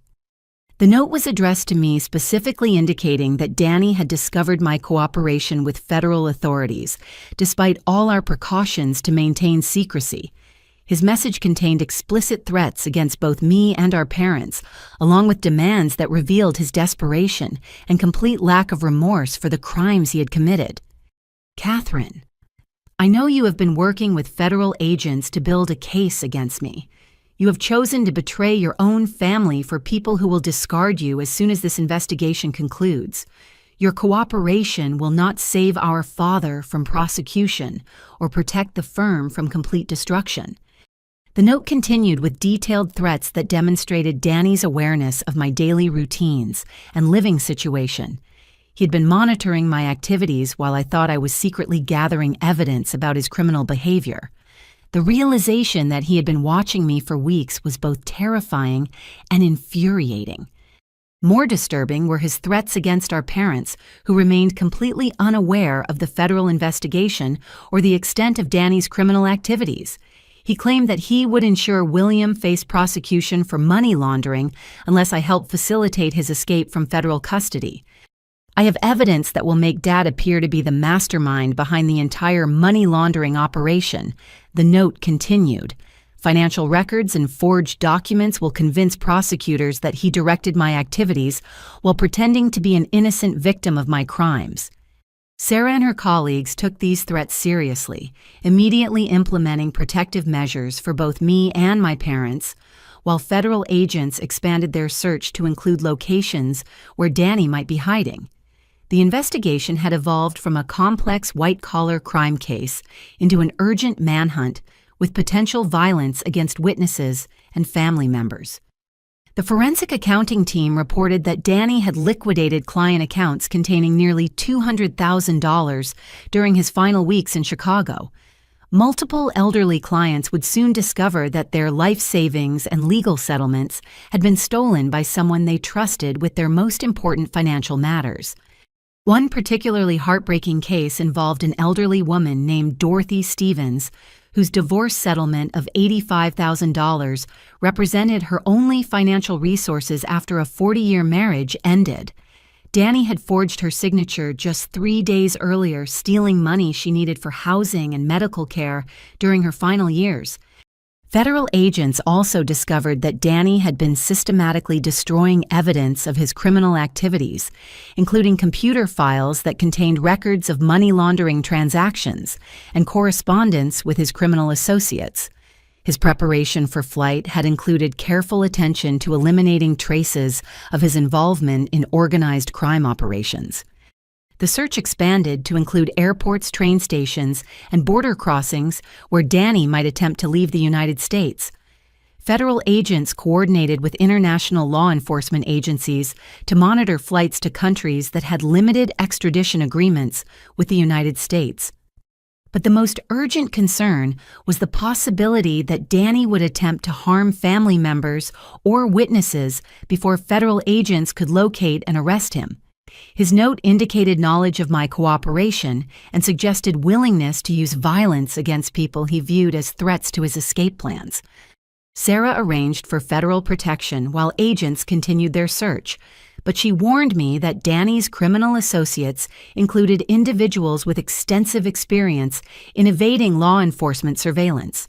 The gambling operations that had initially ensnared him were controlled by organized crime figures who maintained sophisticated networks designed to help valuable assets disappear when legal pressure became too intense. As the day progressed without any sign of Danny's whereabouts, federal investigators began examining his known associates and their potential hiding places. The surveillance had identified safe houses and meeting locations used by his criminal network, but searches of these sites revealed that multiple individuals connected to the money laundering operation had also disappeared. The coordinated nature of the disappearances suggested that Danny's criminal associates had implemented previously arranged plans to protect their operations from law enforcement scrutiny. Federal agents were dealing with an organized criminal enterprise rather than a single desperate individual attempting to avoid prosecution. Late that afternoon, Sarah received a phone call that changed the entire dynamic of our situation. Danny had contacted my father's office demanding to speak with me directly and threatening immediate harm to our parents if I did not agree to meet with him at a location of his choosing. He is claiming that he has evidence that will destroy Dad's reputation and send him to federal prison for decades, Sarah reported after the call ended. He wants to arrange an exchange where you help facilitate his escape in return for protecting your family from prosecution. The proposal was obviously a trap designed to eliminate me as a witness while giving Danny additional leverage over federal prosecutors. But it also represented our best opportunity to locate him before he could successfully flee the country or carry out his threats against innocent family members. Federal agents proposed using me as bait in a carefully controlled operation designed to draw Danny into a situation where he could be arrested safely. The plan involved considerable personal risk, but it offered the only realistic chance of ending the crisis before additional people were victimized by his criminal desperation. As we prepared for what would likely be the final confrontation with my brother, I reflected on how completely his choices had corrupted everything our family represented. The Sullivan name had once stood for integrity and professional excellence, but Danny's crimes had transformed our legacy into a cautionary tale about greed and moral corruption. Danny chose Northside Park for our meeting, a location that held significant childhood memories for both of us. The irony was not lost on me that he had selected the place where we had played together as innocent children for what would likely be our final confrontation as adults whose choices had led them down completely different moral paths. The park was largely deserted on a cold Wednesday afternoon in late November. Bare trees and brown grass created a desolate landscape that matched the emotional weight of the situation I was walking into. Federal agents had positioned themselves throughout the area, but their presence would need to remain completely hidden to avoid triggering whatever escape plan Danny had prepared. I wore the most sophisticated recording equipment Sarah's team possessed, designed to capture high-quality audio even in outdoor environments with significant background noise. The devices were integrated into my clothing and jewelry in ways that would be invisible during casual inspection, but Danny's paranoia about surveillance made discovery a constant risk. Sarah and her team maintained radio contact through an earpiece disguised as a hearing aid, allowing them to monitor the conversation in real time and coordinate immediate response if the situation became dangerous. Federal agents were prepared to intervene within seconds if Danny attempted violence or if his behavior suggested imminent flight. Danny appeared at exactly 3 o'clock, approaching from the opposite side of the park with obvious caution about potential surveillance.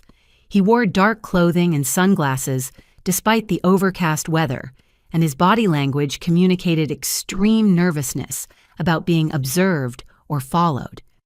He had lost significant weight since our last meeting, and his appearance suggested someone under enormous stress from both criminal pressure and substance abuse. The confident smugness that had characterized his earlier interactions with our family had been replaced by desperation and paranoia that made him genuinely dangerous. Catherine, I know you are wearing recording devices and that federal agents are watching this meeting. He began without any pretense of normal family conversation. I need you to understand that I have prepared evidence that will destroy Dad's life if you do not help me get out of this situation.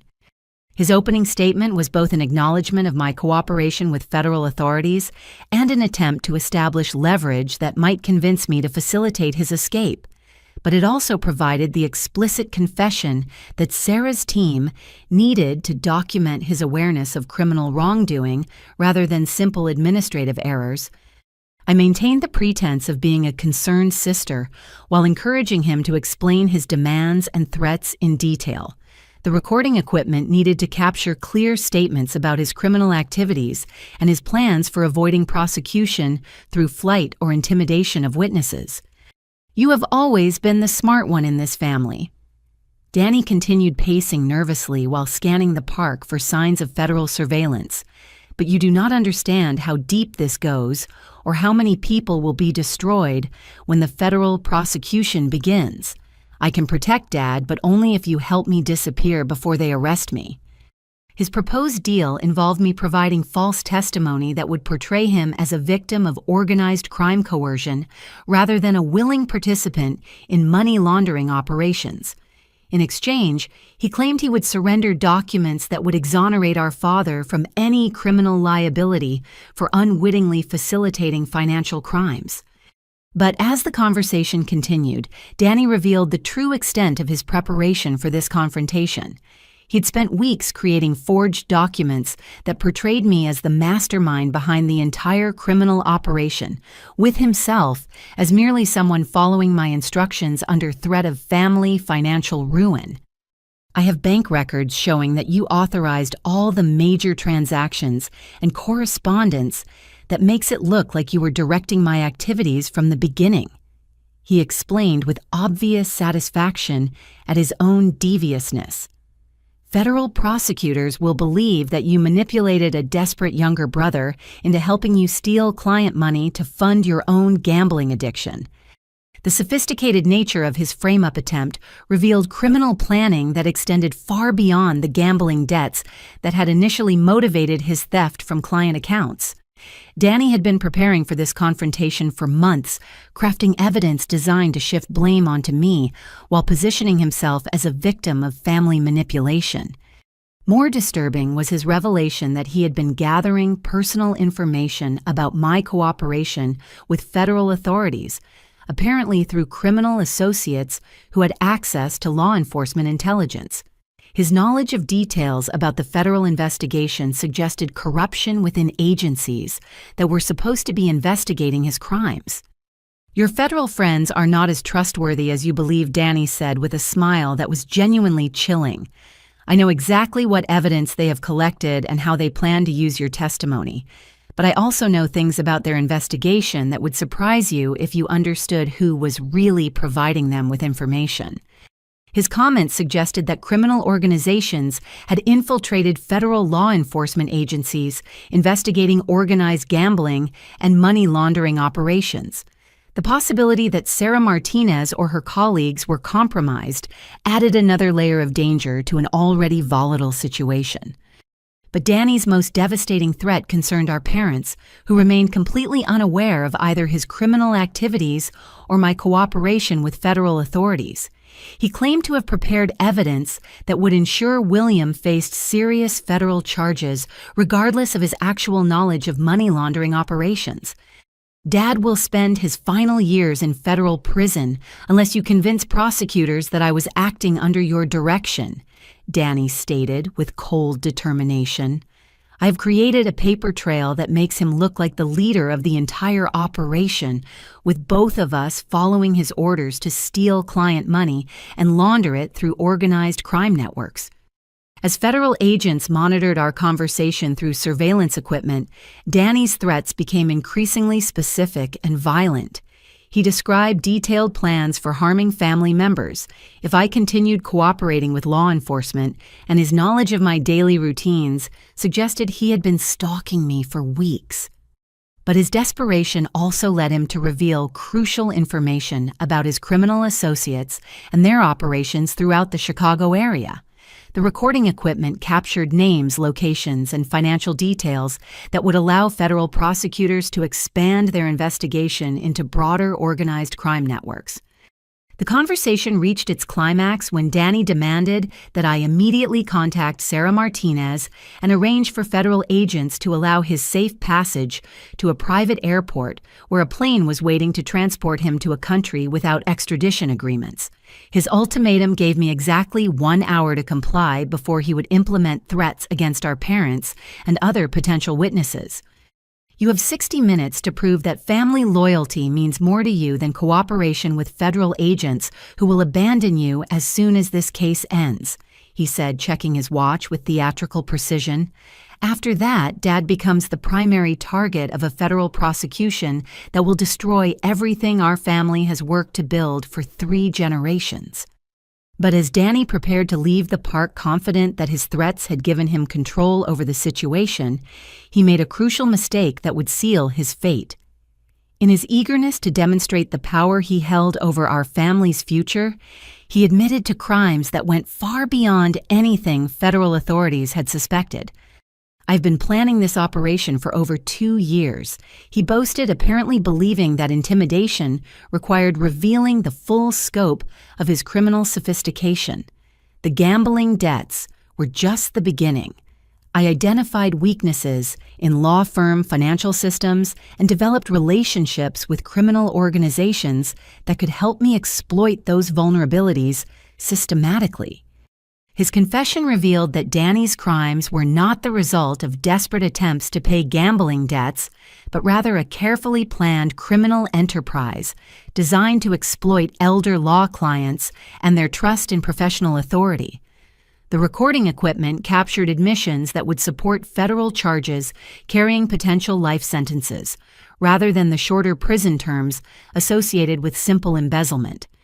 As Danny walked away from our confrontation convinced that he had established control over the situation through threats and intimidation, federal agents closed in from multiple directions. His arrest was swift and decisive, ending months of criminal activity that had victimized dozens of innocent people while corrupting the family business that represented 3 generations of honest legal work. But even as federal agents placed him in custody, Danny attempted one final act of violence that demonstrated his complete lack of remorse for the destruction he had caused. His attack on me was prevented only by the immediate intervention of agents who had been monitoring our conversation and were prepared for exactly this type of desperate response. Danny's arrest on federal charges of money laundering, elder abuse, and conspiracy sent shockwaves through Chicago's legal community and our family's personal world. The carefully constructed facade of family unity and professional respectability crumbled within hours as news of his crimes spread throughout the networks of attorneys, judges, and court personnel who had known the Sullivan name for 3 generations. Federal prosecutors filed a comprehensive indictment that detailed 27 separate criminal counts, each carrying potential prison sentences that could result in Danny spending the remainder of his life in federal custody. The charges ranged from simple theft of client funds to sophisticated money laundering operations that had facilitated drug trafficking and other serious criminal enterprises throughout the Midwest region. The evidence I had helped federal authorities gather proved decisive in building an airtight case that left no room for plea negotiations or reduced sentences. Danny's recorded confessions combined with forensic accounting that documented every stolen transaction created a prosecution case that legal experts described as virtually impossible to defend successfully. But the immediate impact on our family was devastating in ways that extended far beyond Danny's criminal liability. Within days of his arrest, 36 former clients of Sullivan and Associates filed civil lawsuits seeking recovery of money that had been stolen from trust accounts and settlement funds. The combined claims exceeded $800,000, far more than the firm's insurance policies could cover. The Illinois Attorney Registration and Disciplinary Commission launched formal proceedings that threatened to suspend Williams' license to practice law, effectively ending his career and closing the firm that had employed 15 attorneys and support staff. Even though federal prosecutors acknowledged that he had been an unwitting victim of Danny's manipulation, professional responsibility rules held him accountable for failing to properly supervise trust account management. More personally devastating was watching my father confront the full extent of his son's betrayal and his own failure to recognize obvious warning signs. William aged visibly during the weeks following Danny's arrest as the reality of what had happened destroyed his faith in his own judgment and professional competence. I found him in his office one evening sitting alone among boxes of client files that would need to be transferred to other attorneys as Sullivan and Associates prepared to close permanently. The man who had once commanded respect throughout Chicago's legal community looked broken and defeated, struggling to understand how everything he had worked to build could be destroyed by someone he had trusted completely. "Catherine, I owe you an apology that no words can adequately express," he said when he noticed me in the doorway. "You tried to warn me about Danny's criminal activities, and I not only refused to listen, but actively worked to prevent you from practicing law anywhere in Chicago. My prejudice and blind loyalty have destroyed everything our family represented." His acknowledgement of the gender bias that had influenced his decisions was both gratifying and heartbreaking. The man who had once told colleagues that I would carry on the family tradition had ultimately rejected me because deep-seated assumptions about women's capabilities had overridden his knowledge of my actual qualifications and character.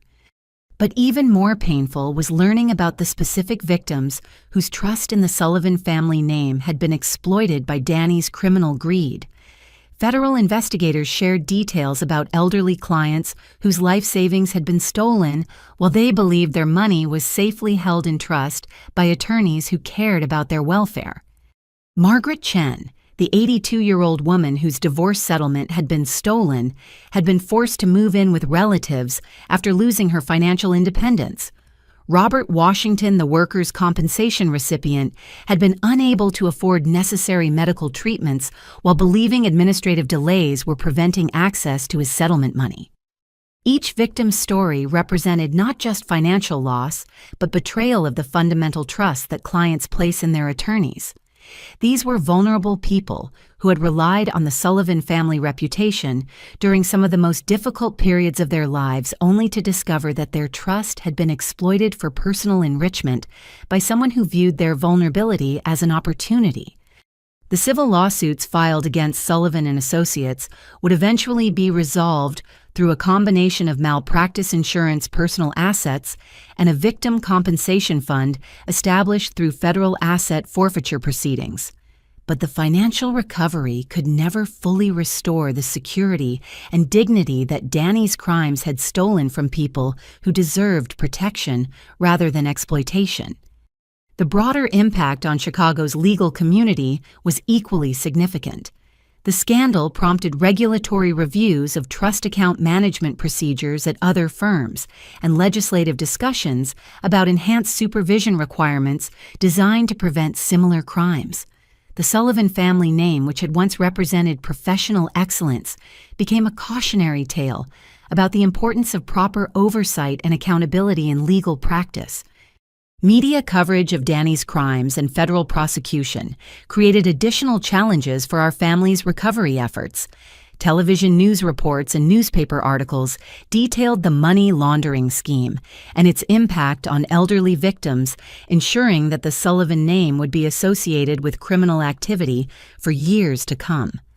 But perhaps the most devastating revelation came when federal prosecutors revealed the full scope of Danny's manipulation of our father's trust and professional judgment. Evidence showed that Danny had been systematically exploiting William's declining attention to administrative details while using his position as heir apparent to gain access to sensitive financial information.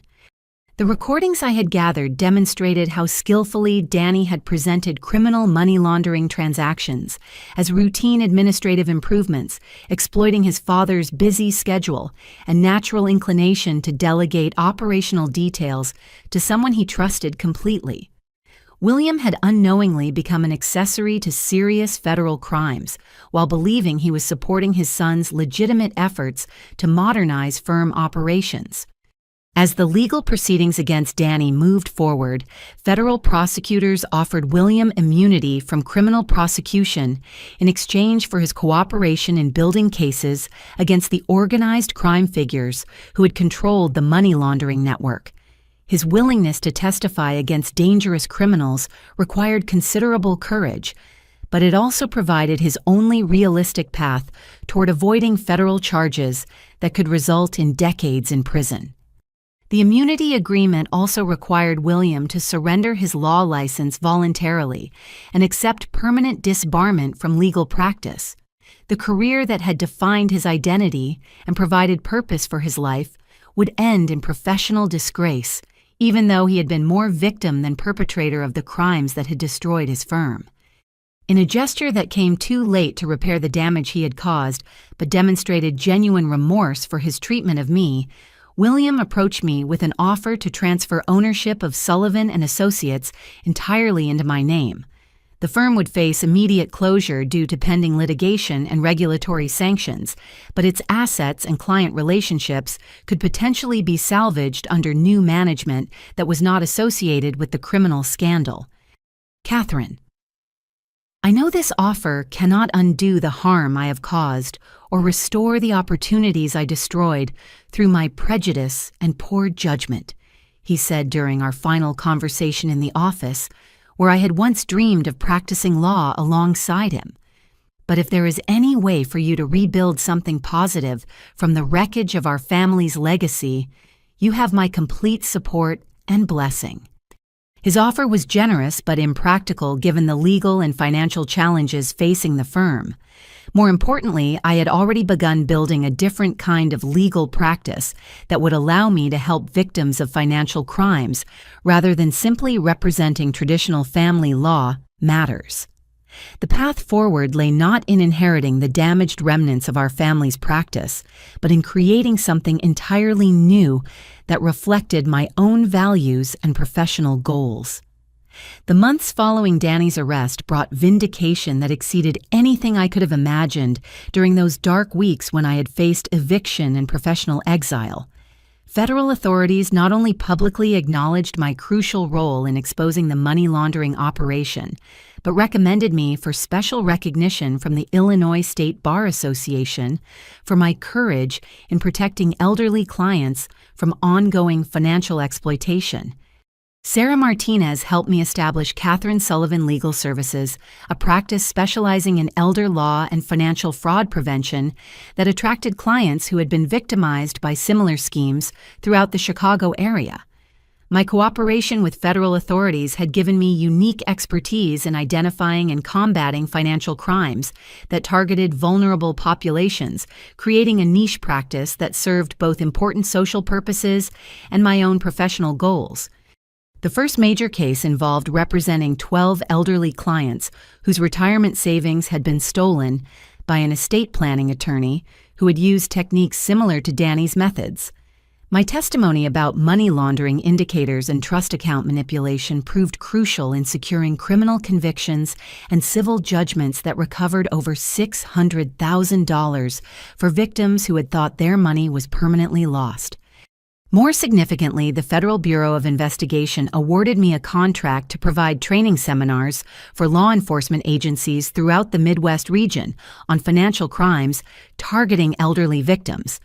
The work involved traveling to police departments, prosecutors' offices, and regulatory agencies to share knowledge I had gained through my undercover investigation of Danny's criminal network. The training programs were deeply satisfying because they allowed me to transform my family's tragedy into a tool for protecting other potential victims.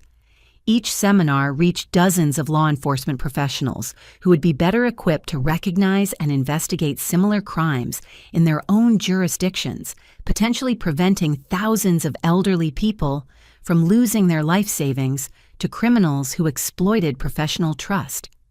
My practice grew rapidly as word spread about my expertise in financial fraud cases and my commitment to representing victims rather than perpetrators. Within 6 months, I had hired 2 associate attorneys and 3 support staff members, creating employment opportunities while building a firm that reflected my own values about professional responsibility and client advocacy. The irony was not lost on me that my new practice was becoming more successful than Sullivan & Associates had been at its peak. Free from the constraints of traditional family law practice and motivated by genuine passion for protecting vulnerable clients, I found that I could build a more meaningful and profitable legal career than would have been possible if I had simply inherited my father's firm.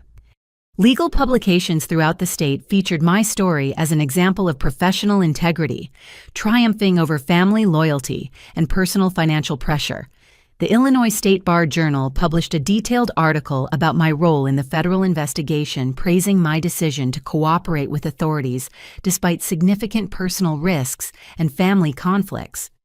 More personally satisfying were the thank you letters I received from elderly clients whose money had been recovered through criminal prosecutions and civil judgments. Many of these individuals had given up hope of ever seeing their stolen savings again, and my work had not only restored their financial security, but validated their faith in the legal profession, despite their victimization by corrupt attorneys. One particularly moving letter came from Dorothy Stevens, the elderly woman whose divorce settlement Danny had stolen during his final weeks of criminal activity. Federal asset forfeiture proceedings had recovered her complete settlement amount, and she credited my investigation with saving her from poverty during her remaining years. Your courage in exposing these crimes gave me back my independence and dignity, she wrote in carefully formed handwriting that reflected her advanced age. I had lost faith that anyone in the legal profession cared about protecting people like me, but your actions prove that there are still attorneys who put their clients' welfare above personal gain. The broader impact of my work extended beyond individual client representation to systemic changes in how financial crimes against elderly victims were investigated and prosecuted. My recommendations influenced new regulatory requirements for trust account management and continuing education programs that helped attorneys recognize signs of financial exploitation in their own practices. I also testified before legislative committees considering enhanced penalties for financial crimes, targeting elderly victims, sharing insights gained through my investigation of Danny's methods and their devastating impact on vulnerable populations. The resulting legislation increased criminal penalties and expanded civil remedies available to victims of financial abuse by professionals in positions of trust. Professional recognition culminated in my selection to receive the Illinois State Bar Association's Award for Excellence in Public Service, honoring attorneys who make exceptional contributions to protecting vulnerable populations and advancing justice. The ceremony took place at the same downtown hotel where I had once attended Bar Association events as my father's guest, dreaming of someday receiving professional recognition for my own achievements.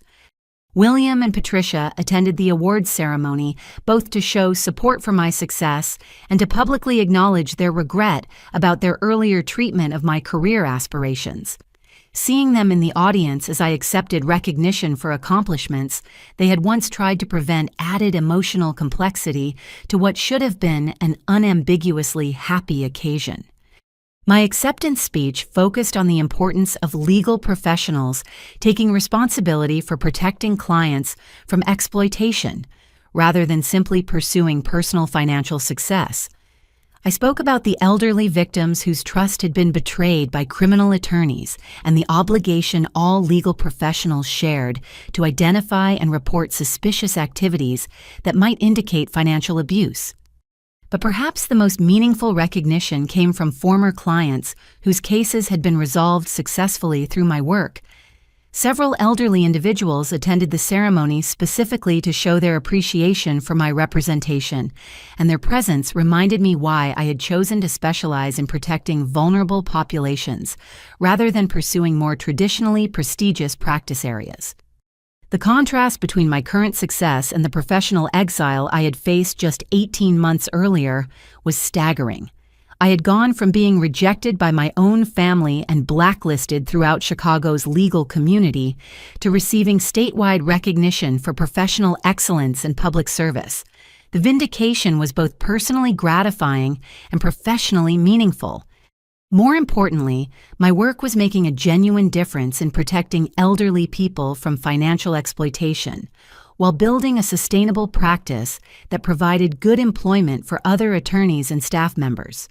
The firm's success proved that legal practices could be both profitable and socially responsible, serving important public purposes while maintaining high professional standards. As I reflected on the journey that had brought me from that devastating conversation in my father's office to this moment of professional triumph, I realized that being rejected from the family firm had ultimately led me to a more fulfilling career than I could have achieved through traditional inheritance of established practice. The forced independence had allowed me to discover my own values and build something meaningful rather than simply maintaining someone else's legacy. The success of my practice also attracted attention from larger law firms seeking to establish their own elder law and financial fraud departments. Several prestigious firms offered partnership positions that would have provided higher income and greater professional prestige than my independent practice could offer. But I declined these opportunities because I had learned that professional satisfaction came from meaningful work rather than traditional markers of success. Building my own firm allowed me to maintain control over client selection, case strategy, and office culture in ways that would not be possible as an employee of larger organizations focused primarily on profitability. 6 months after receiving the Illinois State Bar Association's Award for Excellence in Public Service, I stood before a packed courtroom as federal judge Patricia Morrison delivered Danny's sentence for his money laundering and elder abuse convictions.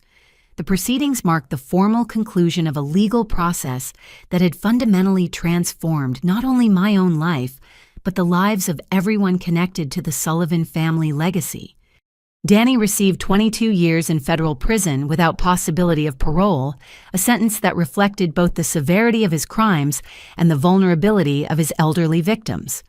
Federal asset forfeiture proceedings recovered nearly $400,000 that was distributed among the clients whose money he had stolen, providing some measure of financial justice for people who had thought their savings were permanently lost.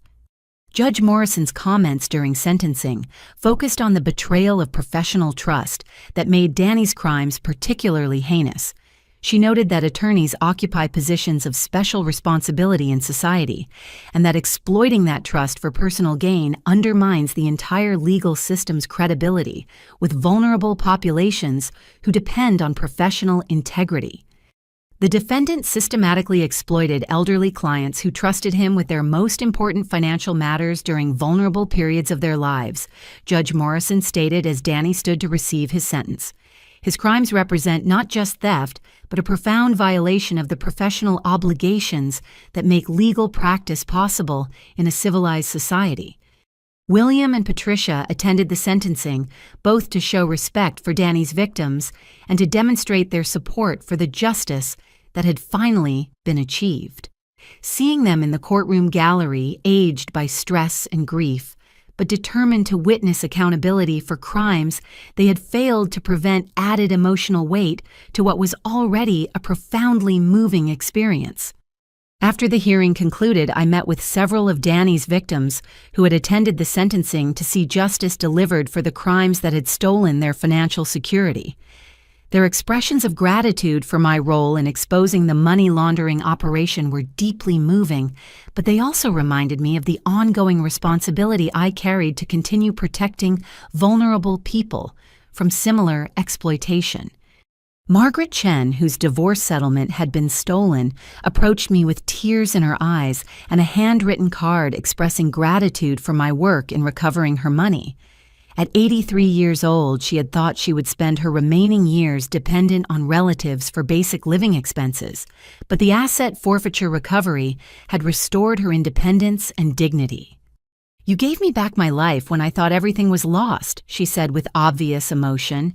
"Your courage in standing up to your own family showed me that there are still people in this world who care more about doing right than protecting themselves." Her words captured something essential about the journey that had brought me to this moment. Being forced out of my family's firm and facing professional exile had initially felt like the destruction of everything I had worked to achieve, but that apparent catastrophe had actually opened pathways to more meaningful work and greater personal satisfaction than traditional inheritance of an established practice could have provided. Catherine Sullivan Legal Services now employed 8 attorneys and 12 support staff members, making it one of the largest elder law practices in Illinois.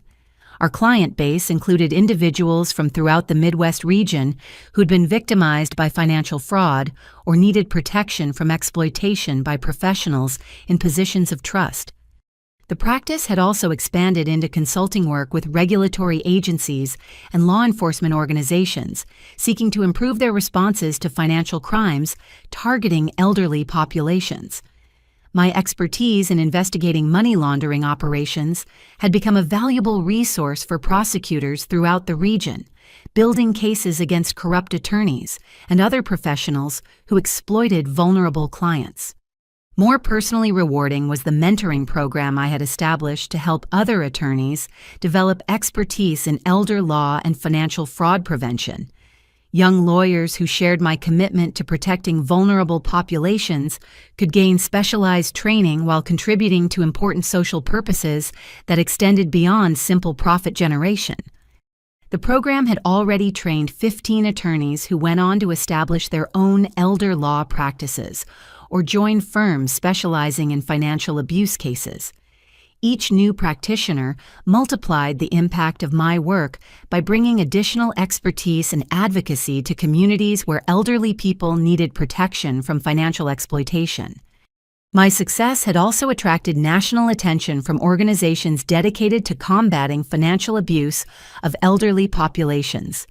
The National Center on Elder Abuse invited me to serve on their advisory board, helping develop best practices for identifying and prosecuting financial crimes targeting vulnerable seniors. This work involved traveling throughout the United States to speak at conferences, train law enforcement personnel, and consult with attorneys' general offices developing new approaches to financial abuse prosecution. The national platform allowed me to influence policy and practice in ways that multiplied the protective impact of my individual casework. But perhaps the most meaningful recognition came from within my own family as William and Patricia came to understand how completely their gender bias and blind loyalty to Danny had corrupted their judgment about their children's character and capabilities. Their acknowledgement of these mistakes was both personally healing and professionally validating.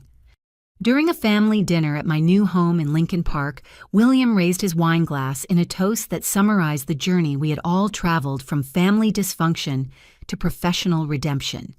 His words reflected genuine understanding of how his prejudice had nearly prevented me from discovering my true potential. To Catherine, whose courage and integrity saved our family from complete disgrace, while building something more meaningful than anything we could have left her through inheritance. Your success proves that the greatest gift we can give our children is the opportunity to discover their own path rather than simply following ours. The toast was emotional for all of us because it acknowledged not just my professional success, but the personal growth that had made that success possible. Being forced to build my own career from nothing had taught me resilience, independence, and clarity about my own values that traditional inheritance could never have provided. My story had also influenced other families struggling with similar conflicts between tradition and individual potential. I regularly received letters from young women whose families discouraged their career aspirations, seeking advice about how to pursue professional goals despite familial opposition. I always encourage these women to remember that family opposition often reflected fear and misunderstanding rather than malice, and that persistence and professional excellence could eventually change minds that initially seemed closed to new possibilities. My own experience proved that apparent rejection could sometimes lead to opportunities that exceeded original dreams and aspirations. The broader lesson of my journey extended beyond gender discrimination to fundamental questions about courage, integrity, and the importance of standing up for vulnerable people, even when doing so requires personal sacrifice. Danny's crimes had victimized dozens of elderly people who trusted professionals to protect their interests, and exposing those crimes had required risking everything I thought I wanted to achieve what I actually needed to become. Looking back on the devastating conversation in my father's office that had started this entire journey, I could see that being rejected from Sullivan and Associates had actually been the best thing that ever happened to my professional development. Traditional inheritance would have limited me to maintaining someone else's legacy rather than building something uniquely mine that reflected my own values and priorities. The forced independence had also taught me that true professional satisfaction comes from meaningful work that helps vulnerable people rather than from traditional markers of success, like prestigious partnerships or inherited practices. Building my own firm allowed me to align my daily work with my deepest values in ways that would not have been possible as an employee of someone else's organization. As I prepared to speak at yet another conference about financial fraud prevention, I reflected on how completely my life had changed since that day when I walked out of my father's office with nothing but my bar exam notes. That apparent ending had actually been a beginning opening possibilities that I could never have imagined while I was focused on inheriting rather than creating. What advice would you give to someone facing family opposition to their professional dreams? Have you ever discovered that apparent setbacks actually open better opportunities than you originally thought you wanted? Please share your thoughts in the comments below and remember to like this video if my story resonated with your own experiences. I want to thank everyone who listened to my story and encourage you to subscribe for more content about overcoming professional challenges and building meaningful careers despite family conflicts. Please share this video with anyone who might benefit from hearing about how rejection can sometimes lead to greater success than acceptance ever could. Remember that your worth is not determined by other people's recognition or approval, and that sometimes the greatest gift life gives us is the opportunity to prove ourselves independently, rather than simply inheriting what others have built. Stay strong. Trust your abilities and never give up on dreams that reflect your authentic values and aspirations.